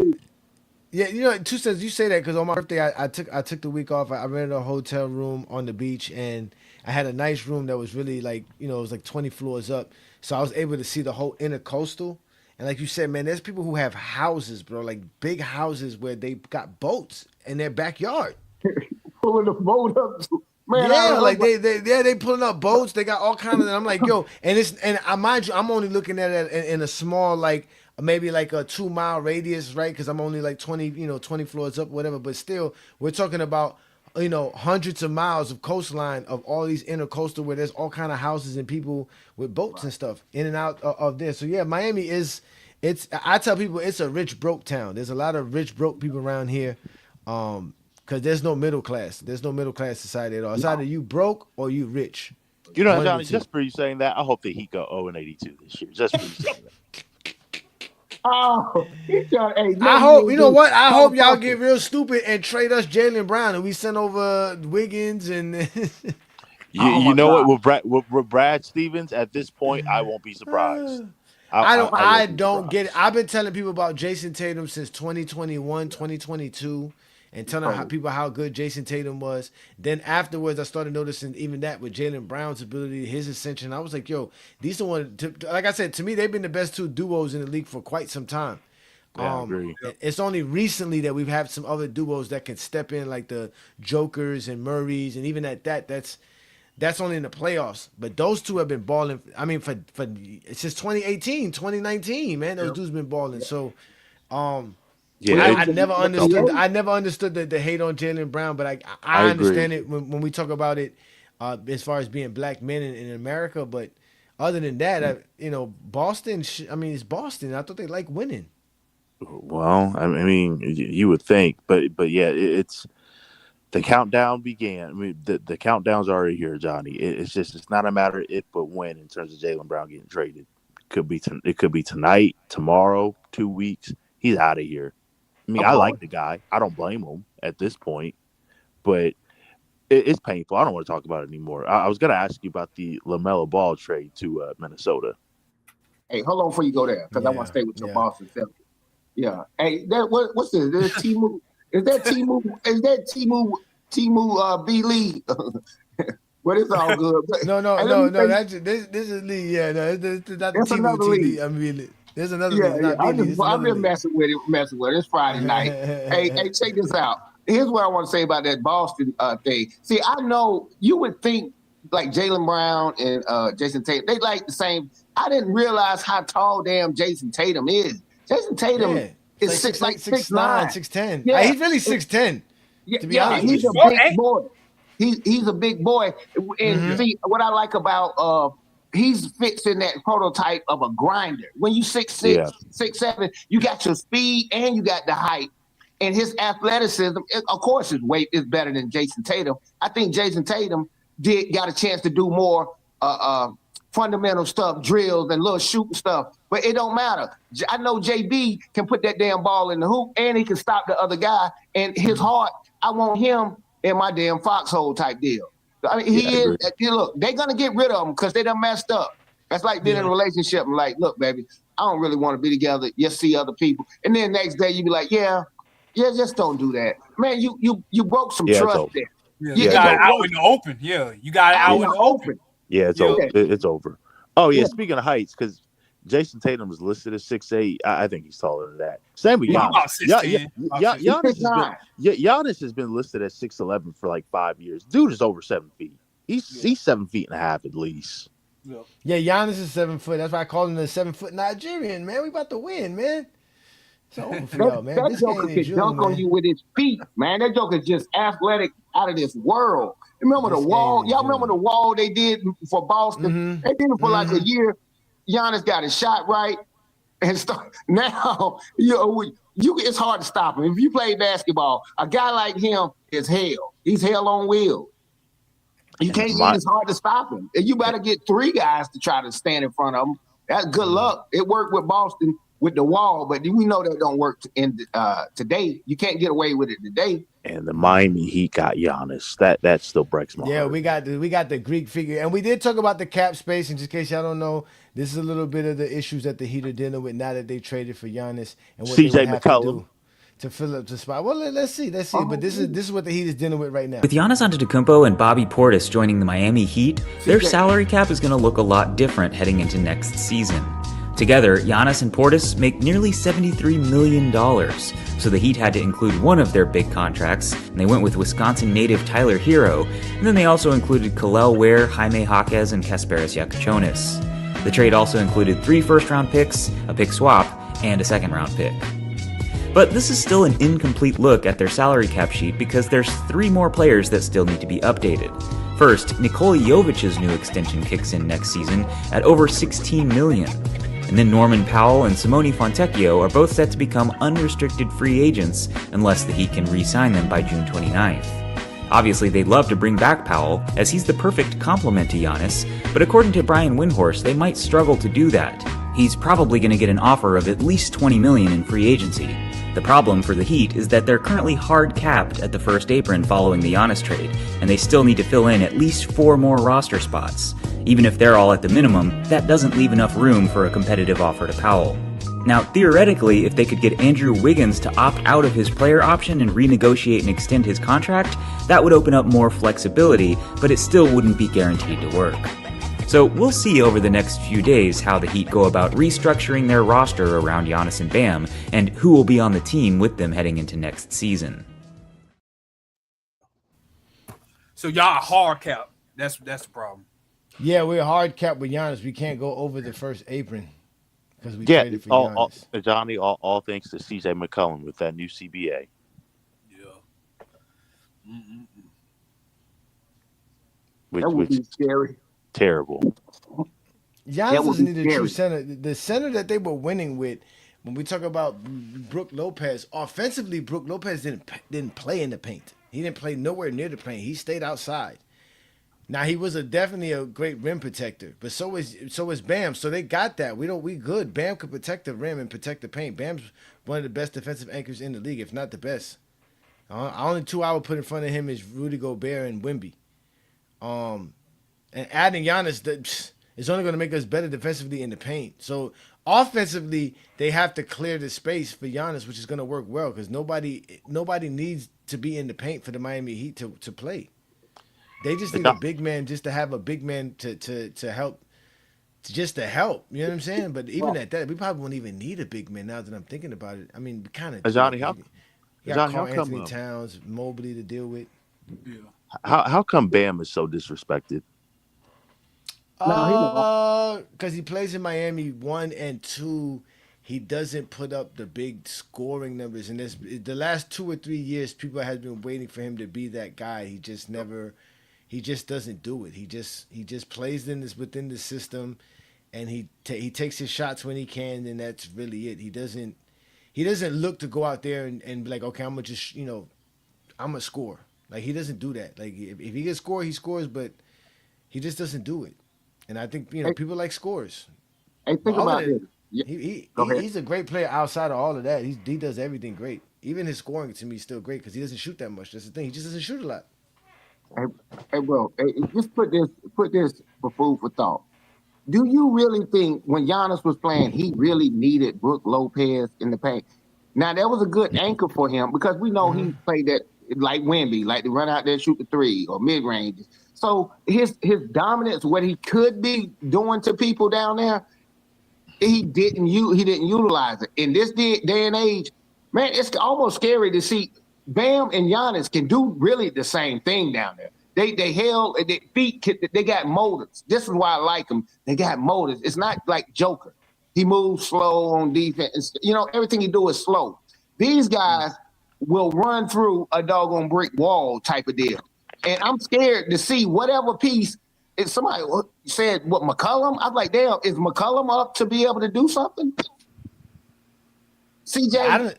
I didn't know McCollum was available. If he's available, that's a nice I thought option. I heard somebody say CJ McCollum. I'm like, somebody did say that. Somebody did say that, but that's if he's available. I guess he's available. Again, a lot of these guys I think have player options. I mean, I would like to see what Wiggins is going to do because I think this is the perfect fit for Wiggins because he's so inconsistent. But being that third guy and somebody that we can go to close games, but I just don't know how much we can go to him to close games every game that we need somebody to close a game. I don't know about that. I googled Martell it. made some good points with that. I googled it. No, he's not. He just told me. He said, no, he's not eligible for trading. He's not eligible for it. CJ McCollum. Yeah, but what I would like to see, man, I might cry if LeBron came back to Miami. Oh man, I would cry. That would be a big three. Like, yeah, I think that would be bigger than the Bosh D Wade big three in Miami. If you want to be honest. To be honest with you, he could make a storyline out of it and say I got some unfinished business in Miami. Tickets $10,000, baby. No, I mean think about it. He can literally say, "Hey, I got some unfinished business in Miami, and I'm gonna go there and do my thing." He could really make this a story headline that can go in his favor. Because remember, it doesn't matter what LeBron do, people are going to hate on him. So he doesn't have to worry about the negative people. It's how he can make it just be perceived for his fans and the people that do appreciate him. And it would change a lot of Miami Heat fans' views of him coming back down here. And if he can help the Heat win a championship, and especially if he comes with that energy, like, hey, I came to get some unfinished business. I did tell y'all not 1, not 2, not 3, not 4, not 5. So let's see what we can do. But it seems like y'all like the only fan base that loves him, though. I think I don't know. There's some Heat fans that don't like that. That don't really like. They don't LeBron. like him. Yeah, nah. But he does. He's still obviously we still respect LeBron. There's no way we can. Yeah. Like we can't. We're not. Miami fans are not stupid. I mean, the only stupid part about Miami fans is being a Dolphin fan. Other than that, we're not stupid. Wait, Ajani, you don't like the Dolphins? Hell no, the Dolphins suck. They've always sucked. I was smart enough to know that as a kid. I was like, hell no, it's Joe Montana. Jerry Rice, bitch.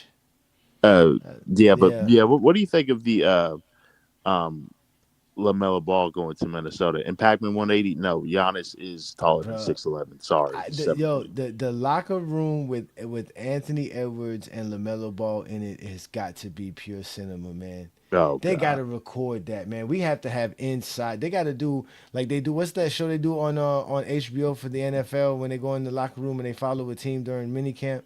They got to do something like that for those two dudes, bro. There's no way. Hard Knocks. Like a Hard Knocks. They got to do a Hard Knocks for the Timberwolves, bro. We have to see what they're doing in the locker room, bro. We have to watch this season. Those two together on the court is going to be crazy.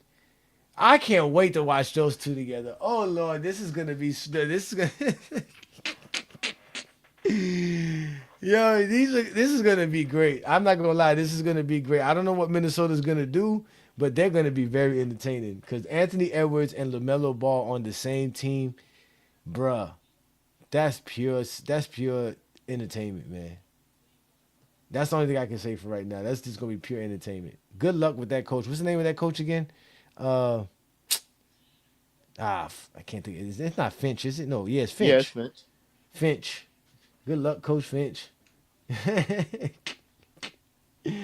they did get rid of Naz Reid and Julius Randle, which I find odd. I think something happened in the locker room. They, you know what I'm saying? They weren't gelling like they supposed to. Too much talk and not enough production. You know, old school guys like to do a lot of talking and you ain't backing it up. That's why I respect LeBron. At the end of the day, he probably telling them what to do with this, that, and other, but that dude's still producing. That's crazy. Hey, man, he still got his breast milk. Yeah, I don't want to hear nothing they talking about. LeBron produced.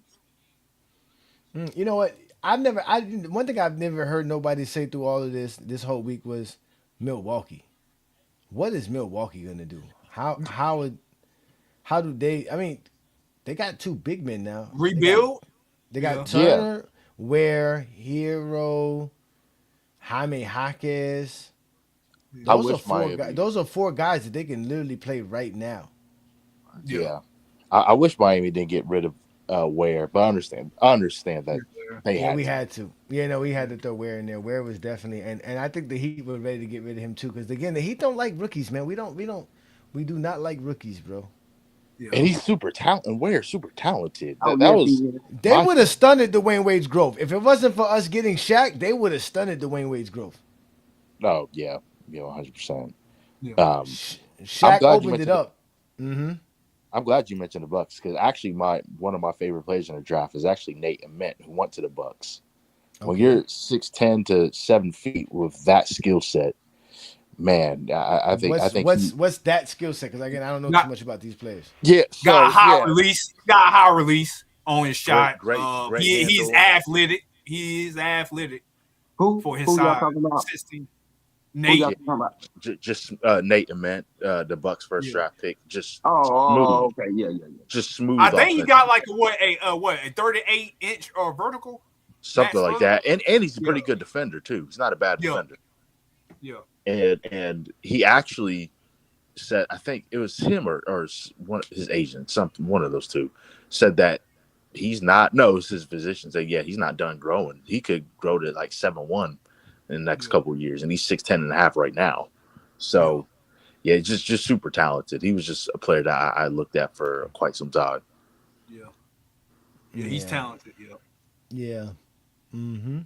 I mean, again, like I said, I can't wait to see what these young dudes are going to do because these last few years, I mean, the Bronny draft was kind of the weakest draft I've seen in a while. Johnny, come on. No, it was bad. It was bad. Like, Alex Sarr and those dudes, bro, they really kind of like, Ricochet and it ain't really.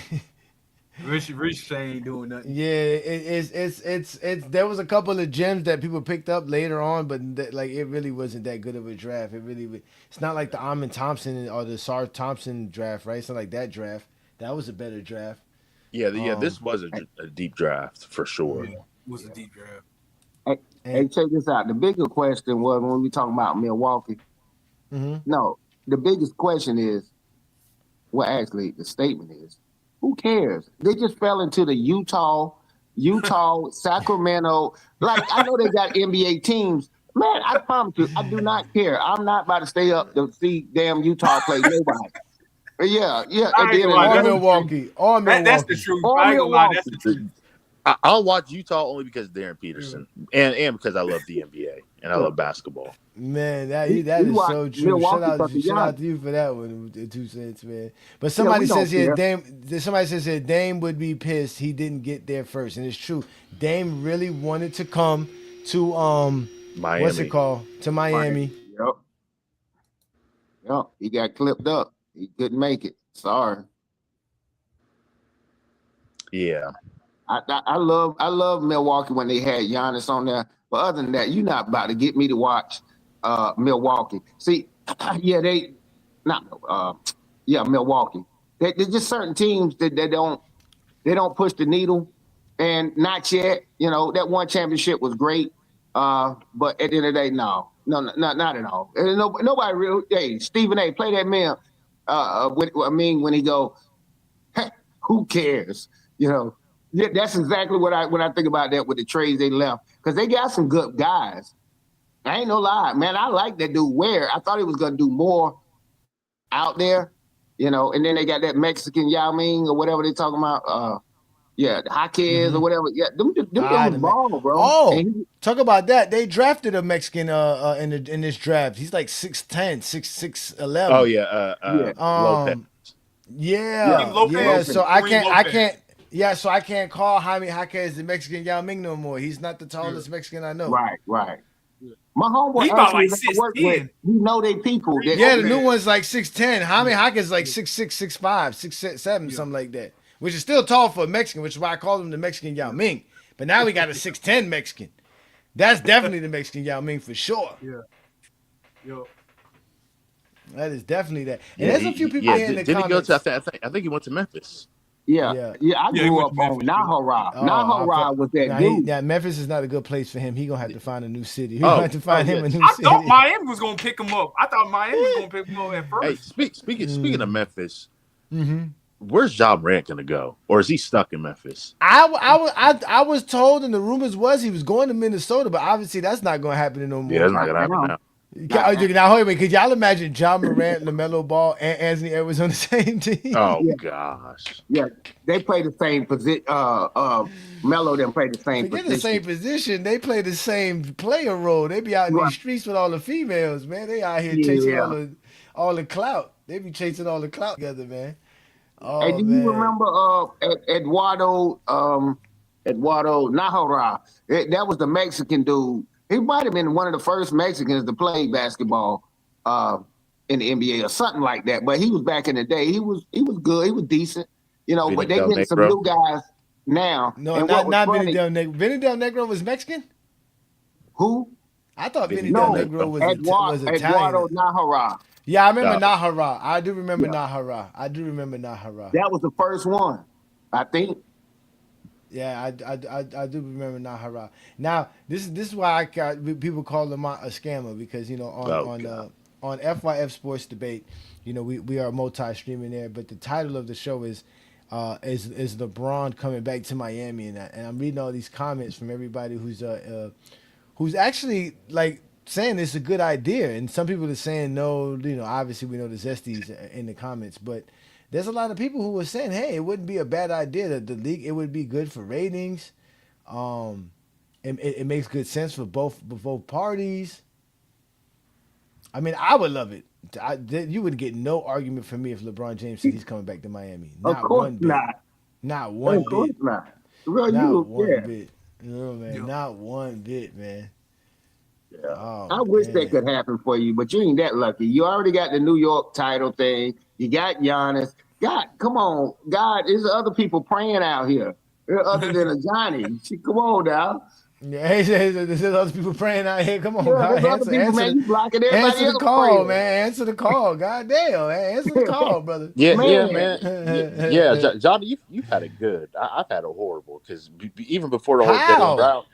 How is a Miami fan watching the Knicks win a championship good? That is not good for me. I'm talking about Giannis in particular. Okay, yeah.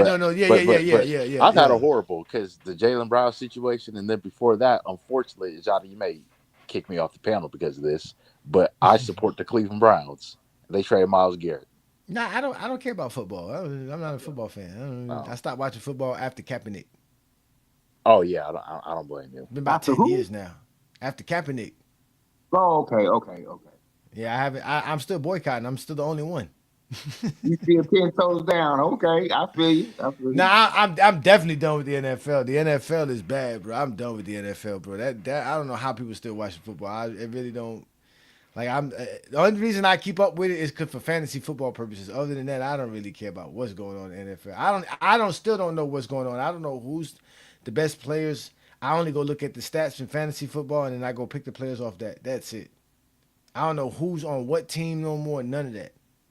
That's like me with baseball. I mean, I watch. Ain't no say I don't watch football, but it became who's gonna win, Kansas City or New England Patriots? That type of shit. I mean, look, it's so even now.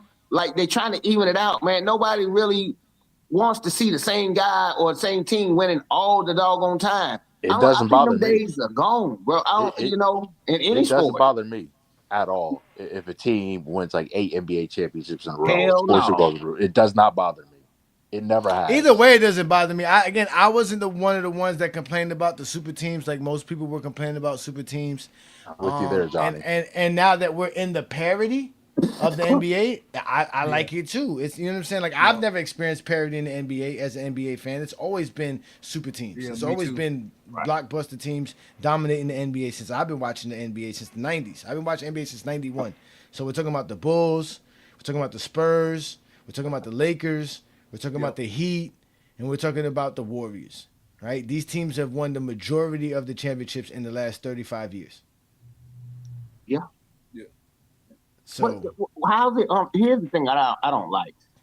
Mm-hmm. It's unfair if another team is not allowed to do it. If you allowed to trip people on the team and you just don't trip people, and I trip you and I'm getting an advantage, who's the damn sucker? No, the rule is the rule. You can build a damn super team. There ain't nobody saying Charlotte can't build one or Chicago is not allowed to. So it's not unfair. It's better management. And hey, look, I'm more enticing. All you had to do is get me to go down to Miami and chill with them people one time if I was Giannis. Leaving them. Have you ever been to Milwaukee? Oh my God. Hell no. Bro, yeah, when can I sign type of deal? Miami is, it's too beautiful, man. I've never seen nothing like that. It looked like Dubai, in certain areas. So yeah, Johnny get to live down there. If you want to see that, I'm like, yeah, man, big up to people that's able to live down there and they ain't in the slums and being able to enjoy that. I was like, the back of the house all lit up. Yeah, you can throw a pillow into the water from your patio type of deal. And the dude backing up a damn yacht and you looking over there and there's people out there all dressed up, drinking champagne, not Hennessy or whatever. It's Miami's a town that'll make you realize there are people with money. You be like, there's people with money. People just living their life for real. Yeah. But somebody asked, what does this mean for Bam? This means a lot for Bam. This is what Bam wants. Bam wants the ability to play team basketball. Bam is willing to do all the dirty work. He's willing to do all the hustle stuff. He's willing to do all the little things that most people don't want to do on the court. He's going to hit the glass. He's going to be one of the best defenders in the league. He's going to definitely be one of the best playmakers as far as big men goes. And now he's going to be able to just throw alleys to Giannis or do dribble handoff to Giannis. Oh, come on. This is going to be brilliant. Pick and rolls with Giannis, right? Oh, this is going to be great. This is going to be great. Running in transition with Giannis. Yeah, this is the best situation for Bam. Mm-hmm. Playing with Hey, I'm about to head out. Johnny, nice talking to you. I still hope the Heat go 0-82 this year. Yeah, and the Celtics still suck. Yeah, I hope you lose Jaylen Brown for Damian Lillard. oh gosh! All right, I'll talk to y'all soon. Jason Tatum re-entered that damn Achilles. Yeah. But hey, But at the end of the day, with some of the teams like that, what are you talking about with Boston? You get to a window of opportunity. It's nobody sitting around really being like, "Oh yeah, New York about to repeat." Now it was a good. Nobody. Nobody thinking storm. the Knicks are going to repeat. Exactly. Yeah. Nobody think the Knicks are going to repeat. But the Knicks fans base, which is nobody thought the Knicks would win it this year. Nobody thought OKC was going to win it the year before. So again, everybody saw Boston because Boston was kind of on the ascension, right? They had lost the finals a couple years prior to that. Right. Everybody wanted Denver to win, right? Everybody was, even though some people probably wanted the Heat to win, but still it was kind of good to let Joker win so that they could talk about Joker being better than LeBron. But at the end of the day, the last two champions, nobody had them. Nobody thought OKC was ready. Nobody thought the Knicks were good enough. And going into this season, nobody thinks that there's no favorites going into next season. Who would have thought the Spurs would have been idiots in guarding? I'm like, what they did with Jalen Brunson, like every other team, like Atlanta did a very good job off of it. I'm like, why are you not like targeting him like they did Reeves and how they do Luka and guys like that that's poor defensively? Where's butt out on defense, chasing and running around on people like that? Set the pick, so he have to do it, size him up. Jalen Brunson, people was talking cash money crap about him during the Atlanta series.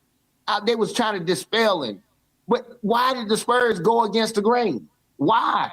Well, they supposed to mopped up New York. Real talk, basketball wise. They should have. But they use a different game plan. Well, good. Let Wemby be your 3-point shooter. And probably y'all underestimated the Knicks all year long, and I told y'all going into the playoffs how good the Knicks was. People kept telling me I was only doing it because of my wife. And partly that was true because my wife tells me so much about her damn team that I know how good they are and what they were capable of doing. So again, the Knicks were good, man. They were a really good team, and Brunson has been slept on long enough. So shout out to them, man. But it's over now. It's Biscayne in June. It's going to be a parade on Biscayne Boulevard next June 2027, man. But let me answer Adrian Knight's question. Not Adrian's question, but let me address it. He said, I heard Tim Hardaway say LeBron isn't welcome back to the Heat. He has inside news. LeBron isn't going back there.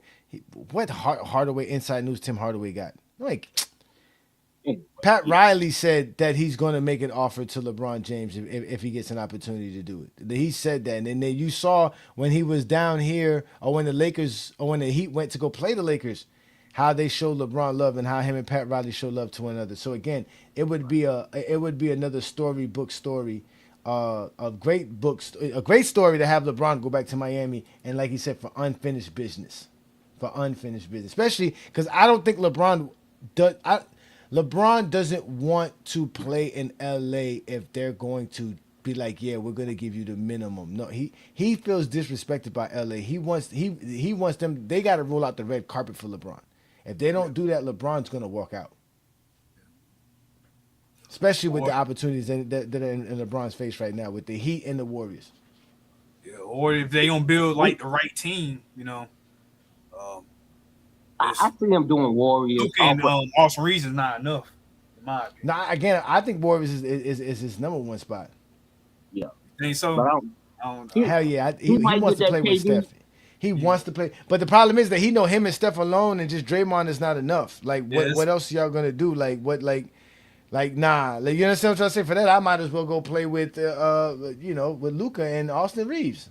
Yeah. I ain't going to lie to you, AJ. I don't like that move because of the fact that the age. They re-signed, like, Al Horford. And Al Horford they gave Al Horford a new deal. Exactly. God. But at least Al Horford can shoot threes. He can shoot threes, but Al Horford don't have to run that far. He can run from one 3-point line to the next 3-point line. That's it.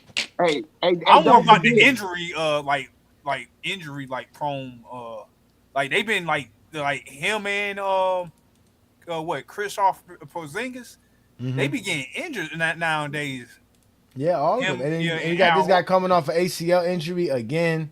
So ain't no telling how. Then you got Moody. Moody has come off the knee injury.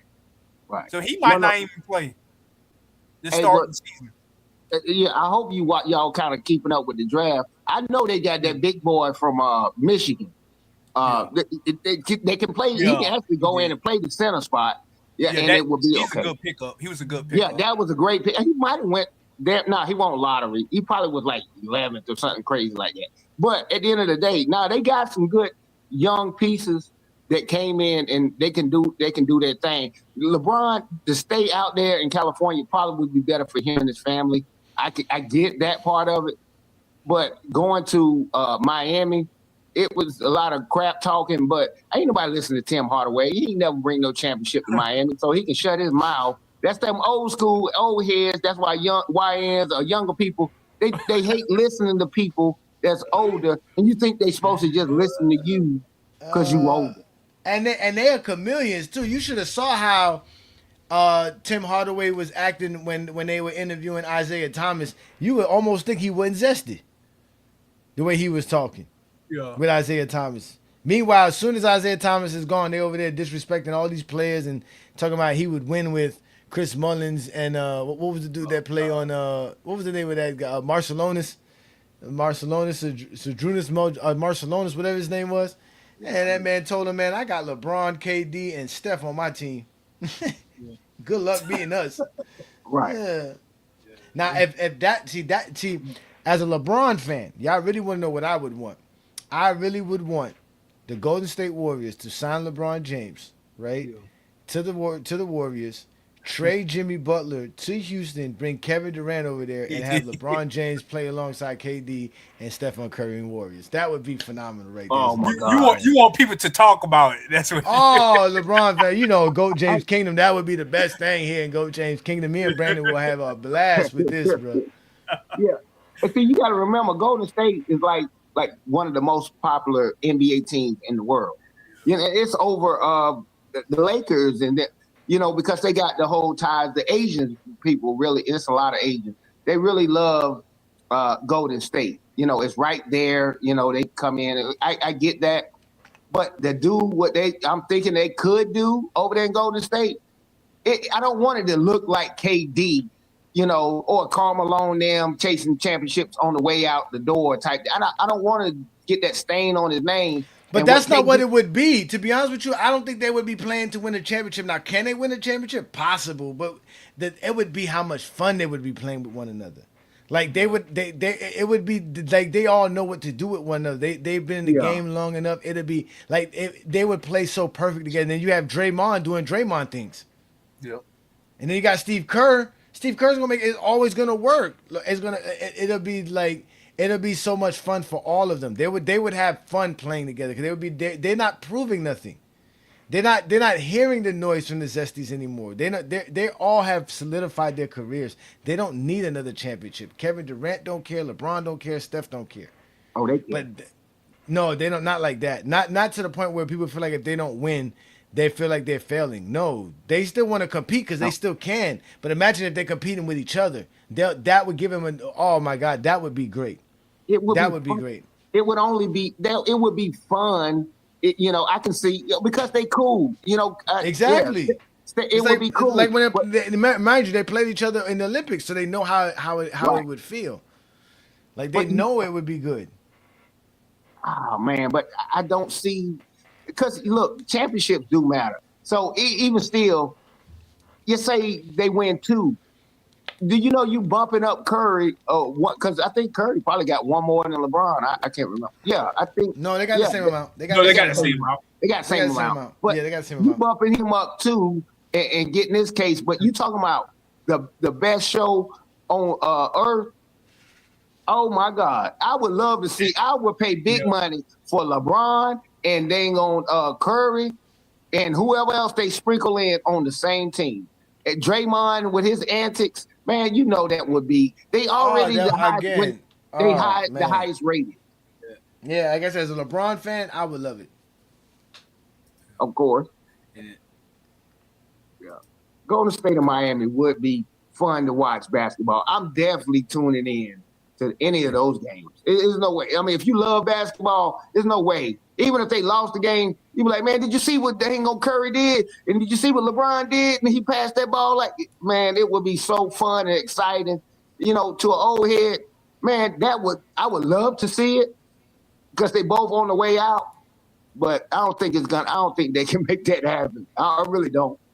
Yeah, I think he probably stay in the LA with the Lakers.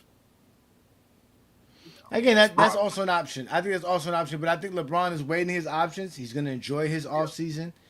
He's going to wait. He's going to be prepared for the season.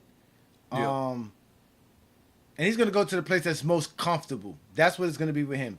But like I said, the Lakers are going to have to roll out the red carpet. LeBron is not going to go play with the Lakers on no humbug stuff. Now, he's not doing that, bro. He's been disrespected by them a little bit too much. They have to show that they truly want him there. They're going to have to show it. Not to be too racial. I'm just going off of history. Bro, you tell me the time that the NBA had a team that won a championship that was led by white, clear people.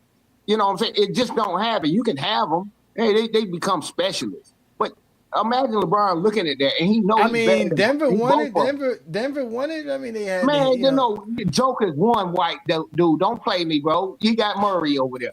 No, sir. No, I'm talking about Austin Reeves and Luka. And you don't.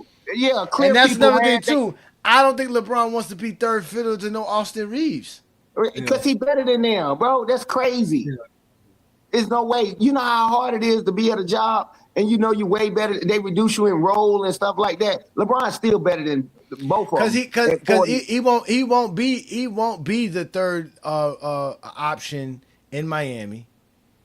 No. If it's Kevin Durant and Stephen Curry, he would be the third option. But I don't think he would mind being a third option to those two. Respectfully, yeah. He might be averaging 15 assists. 18 assists, like crazy like that. But yeah. Rebounding like crazy. Him and Draymond playing defense. That's a nightmare. Man, please don't let that go down. Now that was more crazy, Ajani. No. I'm cool with the Giannis Bam thing because they still got to put some shooters around them. But you talking about Debo? Oh my God. That's Debo heaven right there. All of them good downhill. All of them. Yeah. I like the idea of that. I like that. But still it's Biscayne in June, man. It's Biscayne in June, man. That's what it's gonna be about. Yeah. So who y'all facing in the West? If it's in like wherever LeBron's at, or wherever LeBron's at. Oh, you did. Wherever LeBron goes. Team. Yeah. If it's the Lakers, it's the Heat and Lakers again in the finals. And this time it's gonna be a parade on Biscayne. If he goes to the Warriors, if he goes to the Warriors, Heat and Warriors, that's what's gonna be. If he goes to King Angel Spurs, Heat and Spurs, and it's still gonna be a party in Biscayne Boulevard. That's what we do. We celebrate on Biscayne Boulevard. It's Biscayne in June. That's where and when we have our parade for the Miami Heat Championship, and it's coming in 2027.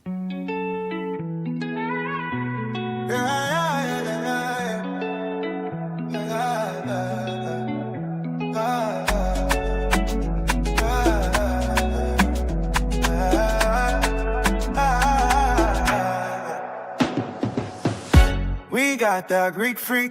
Biscayne is the name of the street. Next summer, that's where we'll be. Cruising down through clouds, holding a trophy. We got the Greek freak. Biscayne is the name of the street. Next summer, that's where we'll be. Cruising down through crowds, holding a trophy. The Godfather did again. It's time to begin. The Heat's gonna win with the 7-foot Nigerian. Two big boys to make big noise. Best duo in the East. These boys bout to feast. Riley is beast and sport about to unleash. New terror in the league. You cats ain't hearing me.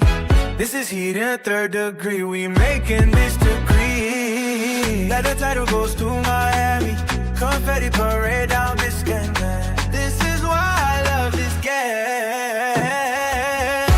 We got the Greek freak. Biscayne is the name of the street. Next summer, that's where we'll be.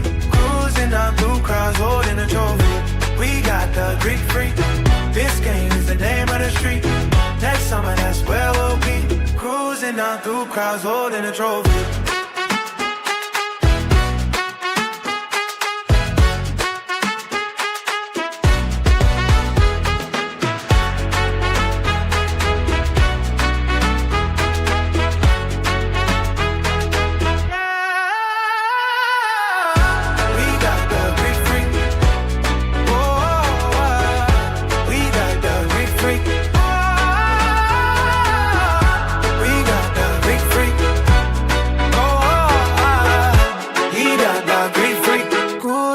down, two crowds holding a trophy. Oh, forget y'all. We about to celebrate in Miami for his show, man. Man, if you don't sit your Port-au-Prince getting a Red Cross rice ass down. Nah, hey, those two, and whoever made that song, man, that was shit. You can bump that, you definitely bump that in the club. Yeah, that was I a like good listening to that. fire song. Appreciate it, man. Appreciate it, man. I got another version of it too. It's more like a universal song. You know what I'm saying? Like you said, for the clear people to be involved in it. You know what I'm saying? They can dance to it. It's more and it's definitely more like a Latin feel than this one here though. But I like this song too, man. Like I said, I was skeptical at first. I was like, man, we just traded away a bunch of players. Like we were building something here, and I liked Jaime Jaquez. That's the one that really hurt me out of everything was Jaime Jaquez. We had to really get rid of Jaime, and I'm like, but damn. And then we're gonna sign the Greek Freak because that's because the reason and the real reason I said that was it was kind of like okay, if we get the Greek Freak, that's it. So there's no Anthony Edwards, there's no Luka, Joker, none of the future stars that are gonna be available in the next offseason or two are not coming to Miami. That's it. We got Giannis. That's it. So it's got to be Giannis. But then I talked to Chilltown, and Chilltown was telling me about the players on the team, and he was telling me how it's gonna work, and he was giving me some insight, just give me some little positivity, and I started to think about it, and then it clicked in my head. I was like, but wait a minute, we was able to make a run with like Gabe Vincent and Max Strus and Caleb Martin and Kelly Olynyk with Bam and Jimmy. Like, why can't we do it with Giannis and Bam? So you know what? It's Biscayne and June again. Yeah. Like I just started feeling good. I sat down, I wrote the little song. I said, man, we got the Greek Freak. We got the Greek Freak, man. He actually came to Miami. This is one of the best players in the league. Like I started thinking about this man averaged 30, 10, and 6. This is like if he's healthy, like the people saying, and he's always played, like he's always played 60 games or plus. Like he's played 70 games or more several times in his career. But since 2018, 2007, 2017, he's been playing 65 games plus easily. Last year was the first year that he hasn't played over. Matter of fact, he was playing 80 games or so early on in his career too as well. So last year, and he was healthy last year. Clearly, like Martell said, they were holding him back because they knew they were going to have to trade him at the end of the season because they knew it was over. Like they knew it was the end. Like that's it. It's the end. Send the Damon back because we brought him here to keep Giannis. We don't want him. Send him back, and we're just going to start all over. Yeah. And we lucked out and got him. Oh, this is going to be great. And then now we can get LeBron because of it. Yeah. That's a possibility. He played 77 games. Hey, hold on. Dang, I was just looking at what you said. Yeah. Dude played 77, 81, 80, 80, 75, 72, 63, 61, 67, 63, 73, 67. And then the 36 game one. That's an anomaly. Yeah, you're not about to play. This dude, man, I say he's the best basketball player in the NBA. I know people want to, we talk about individual, and then they want to talk about team stuff. Well, his team didn't look. No, bro, stay right here. I said best player. He better than damn Joker. He better than SGA. He's better than all of those guys.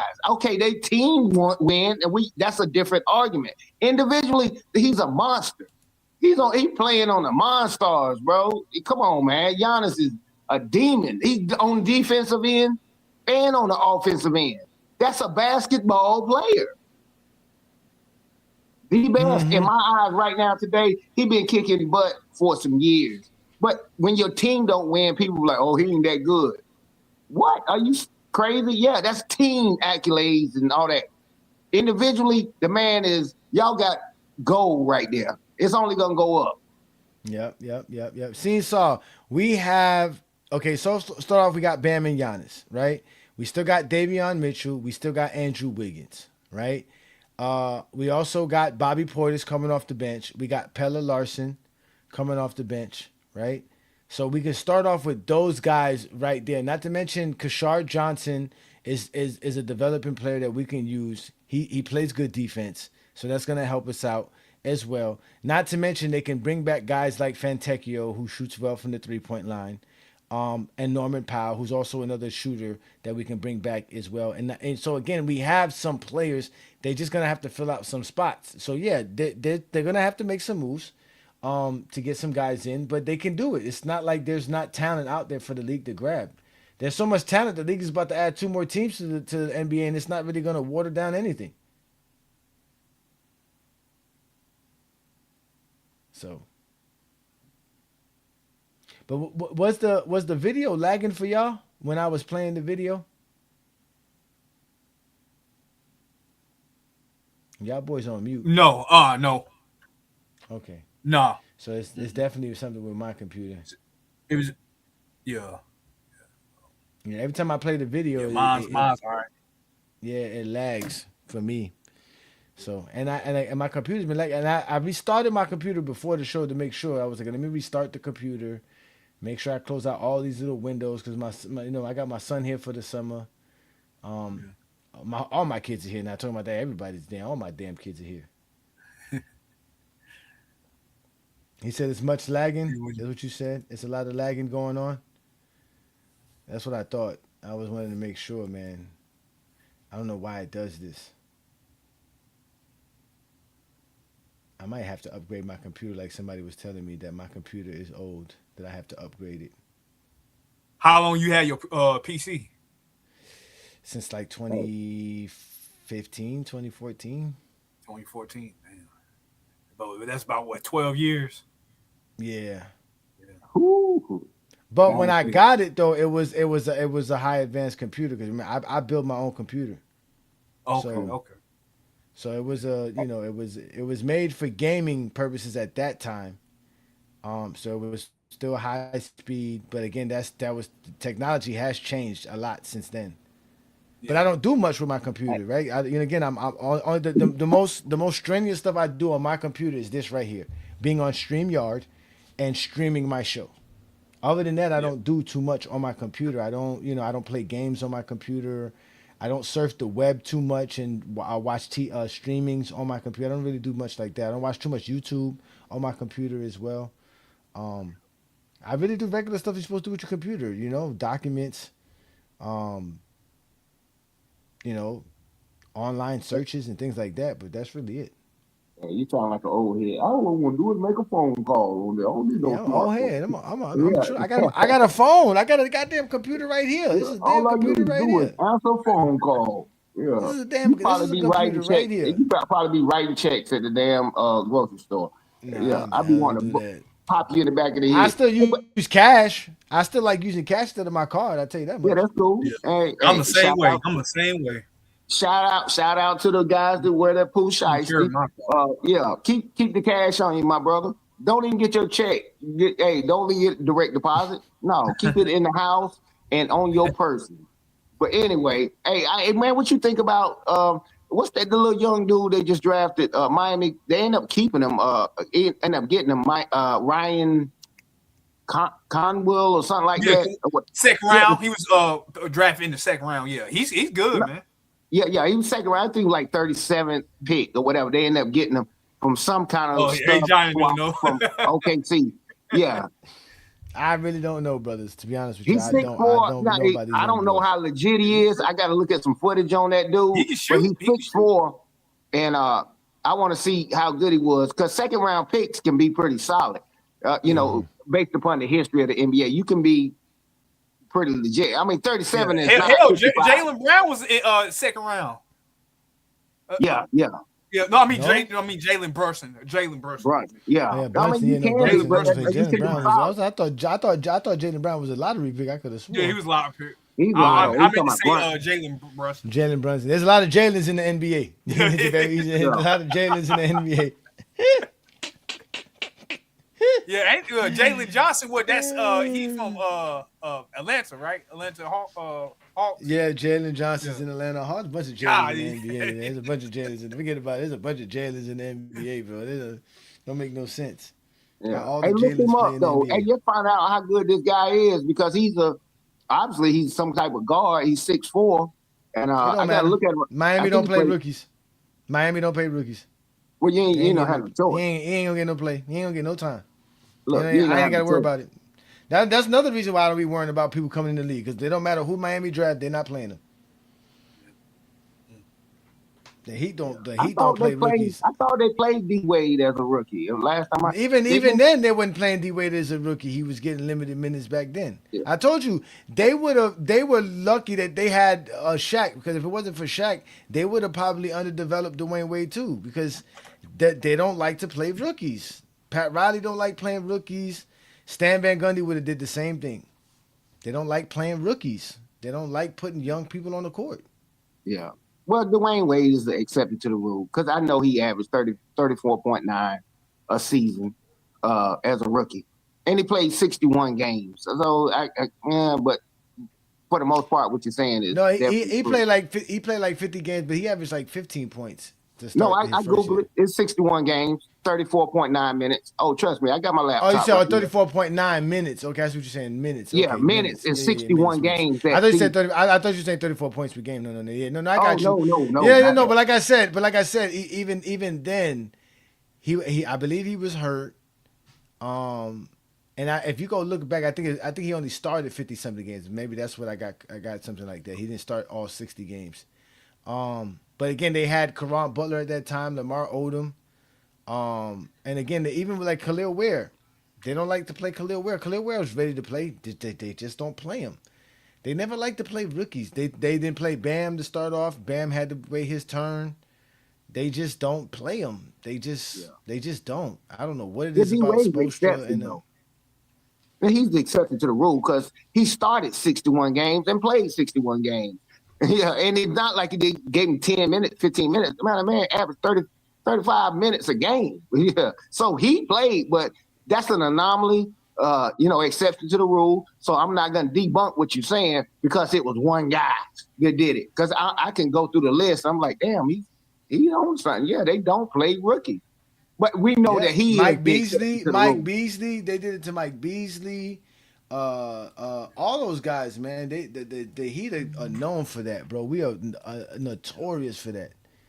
Because they were even talking about it with Khalil Ware this year, and Bam had to remind them like, yo, that this is how it is around here. They just, as a rookie, you got to earn every minute. They don't just give it to you. You got to earn every minute, and you got to earn it in practice. Basically, that's what what's his name be saying. You got to earn it in practice. He be tripping, man. They be tripping. Why my internet so laggy, man? My son's not playing games right now.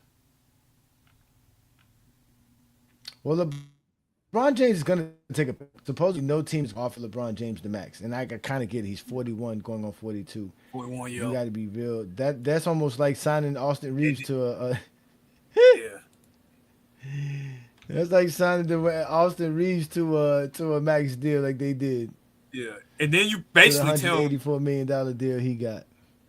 You basically telling teams that you don't know if you're gonna come back. That's kind of like that will get in their dark prospect that LeBron might not want to play so long. So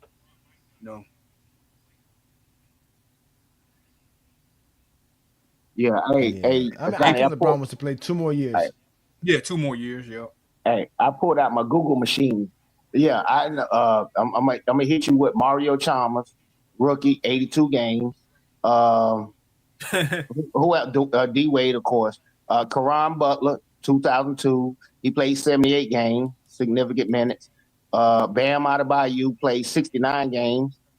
Average, he was on 7 and 5 at that time. Josh Richardson, he played only 52. Tyler Hero, 55. All these guys had significant minutes. These are the exceptions to the rule. What you're saying? Because if you think about it, I googled it for 26 years.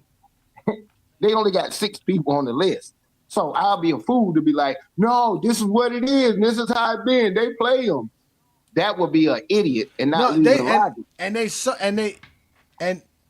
And we suck drafting too. Because when I start thinking about some of the players we drafted, I'm like, man. But Tyler Hero, when was Tyler Hero drafted? What year was that? You talking about Tyler Hero was drafted in 2019. 2019, 2020. Played 55 games, averaged 13.5. Yeah. My Google machine worked fast over here. You see your Google machine. Yeah, no, my internet is lagging. I even hear Adrian Knight telling me that I kind of tell it was lagging. That's why I don't know why. I gotta figure this out, man. Because we gotta continue to do content like this, man. But I'm gonna end tonight's show so that, because again, I knew this wouldn't be a topic too many people wanted to discuss in the first place, because it's about my Miami Heat. But I am gonna get back to doing the Miami Heat hour when the season starts again, and definitely do more play-by-play of Heat games now that Giannis is here, because Giannis is a star. There should be no reason why we don't cover his games as a Heat fan. I'm definitely gonna do that.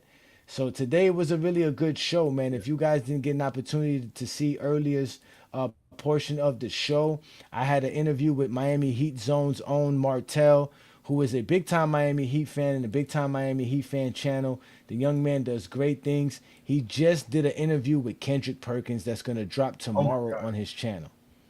Congrats. So again, he just did an interview with Antoine Walker. Now he did one with Kendrick Perkins. That's going to be available on his channel tomorrow. So again, that's the Miami Heat Zone channel on YouTube. He's available also on Twitter and on Instagram. Shout out to Martell. Continue doing his thing. He's a big time Heat fan, just like I am here. And, like I told y'all, man, it's always been Biscayne in June. Before I started GOAT James Kingdom, I was a Miami Heat fan. After I'm done with GOAT James Kingdom, I will still be a Miami Heat fan. And just in case you did not know, Biscayne Boulevard is the place where we have our parade, and we do it in June, just like we're supposed to, just like any other NBA team. But y'all know who I am, Ajani the Exposer. The one guy that all Zesty Jeffries run from, and the one guy that can prove why LeBron James is the GOAT without a doubt.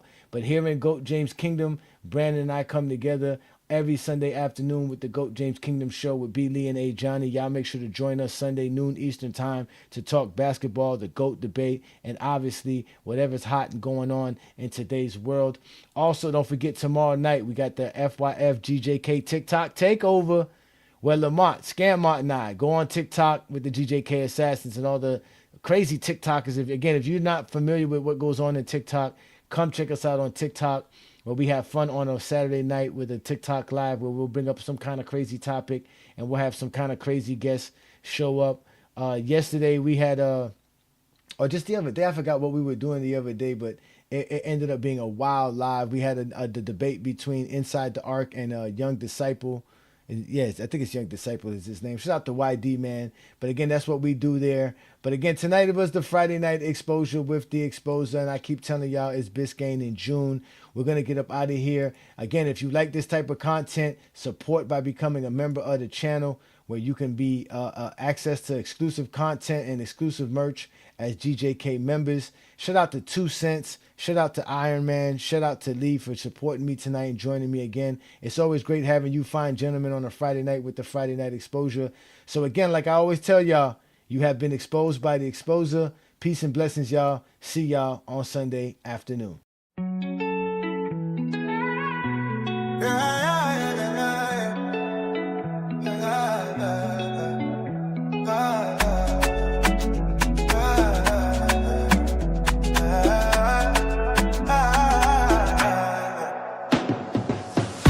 We got that Greek freak. Biscayne is the name of the street. Next summer, that's where we'll be. Cruising down through clouds, holding a trophy. We got that Greek freak. Biscayne is the name of the street. Next summer, that's where we'll be. Cruising down through crowds, holding a trophy. The Godfather did again. It's time to begin. The Heat's gonna win with the 7-foot Nigerian. 2 big boys to make big noise. Best duo in the East. These boys bout to feast. Riley is beast and sport about to unleash. New terror in the league. You cats ain't hearing me. This is Heat in 3rd degree. We making this degree. Let the title goes to Miami. Confetti parade down Biscayne, man. This is why I love this game. We got the Greek freak. Biscayne is the name of the street. Next summer, that's where we'll be. Cruising down through crowds, holding a trophy. We got the Greek freak. Biscayne is the name of the street. crowds holding a trophy.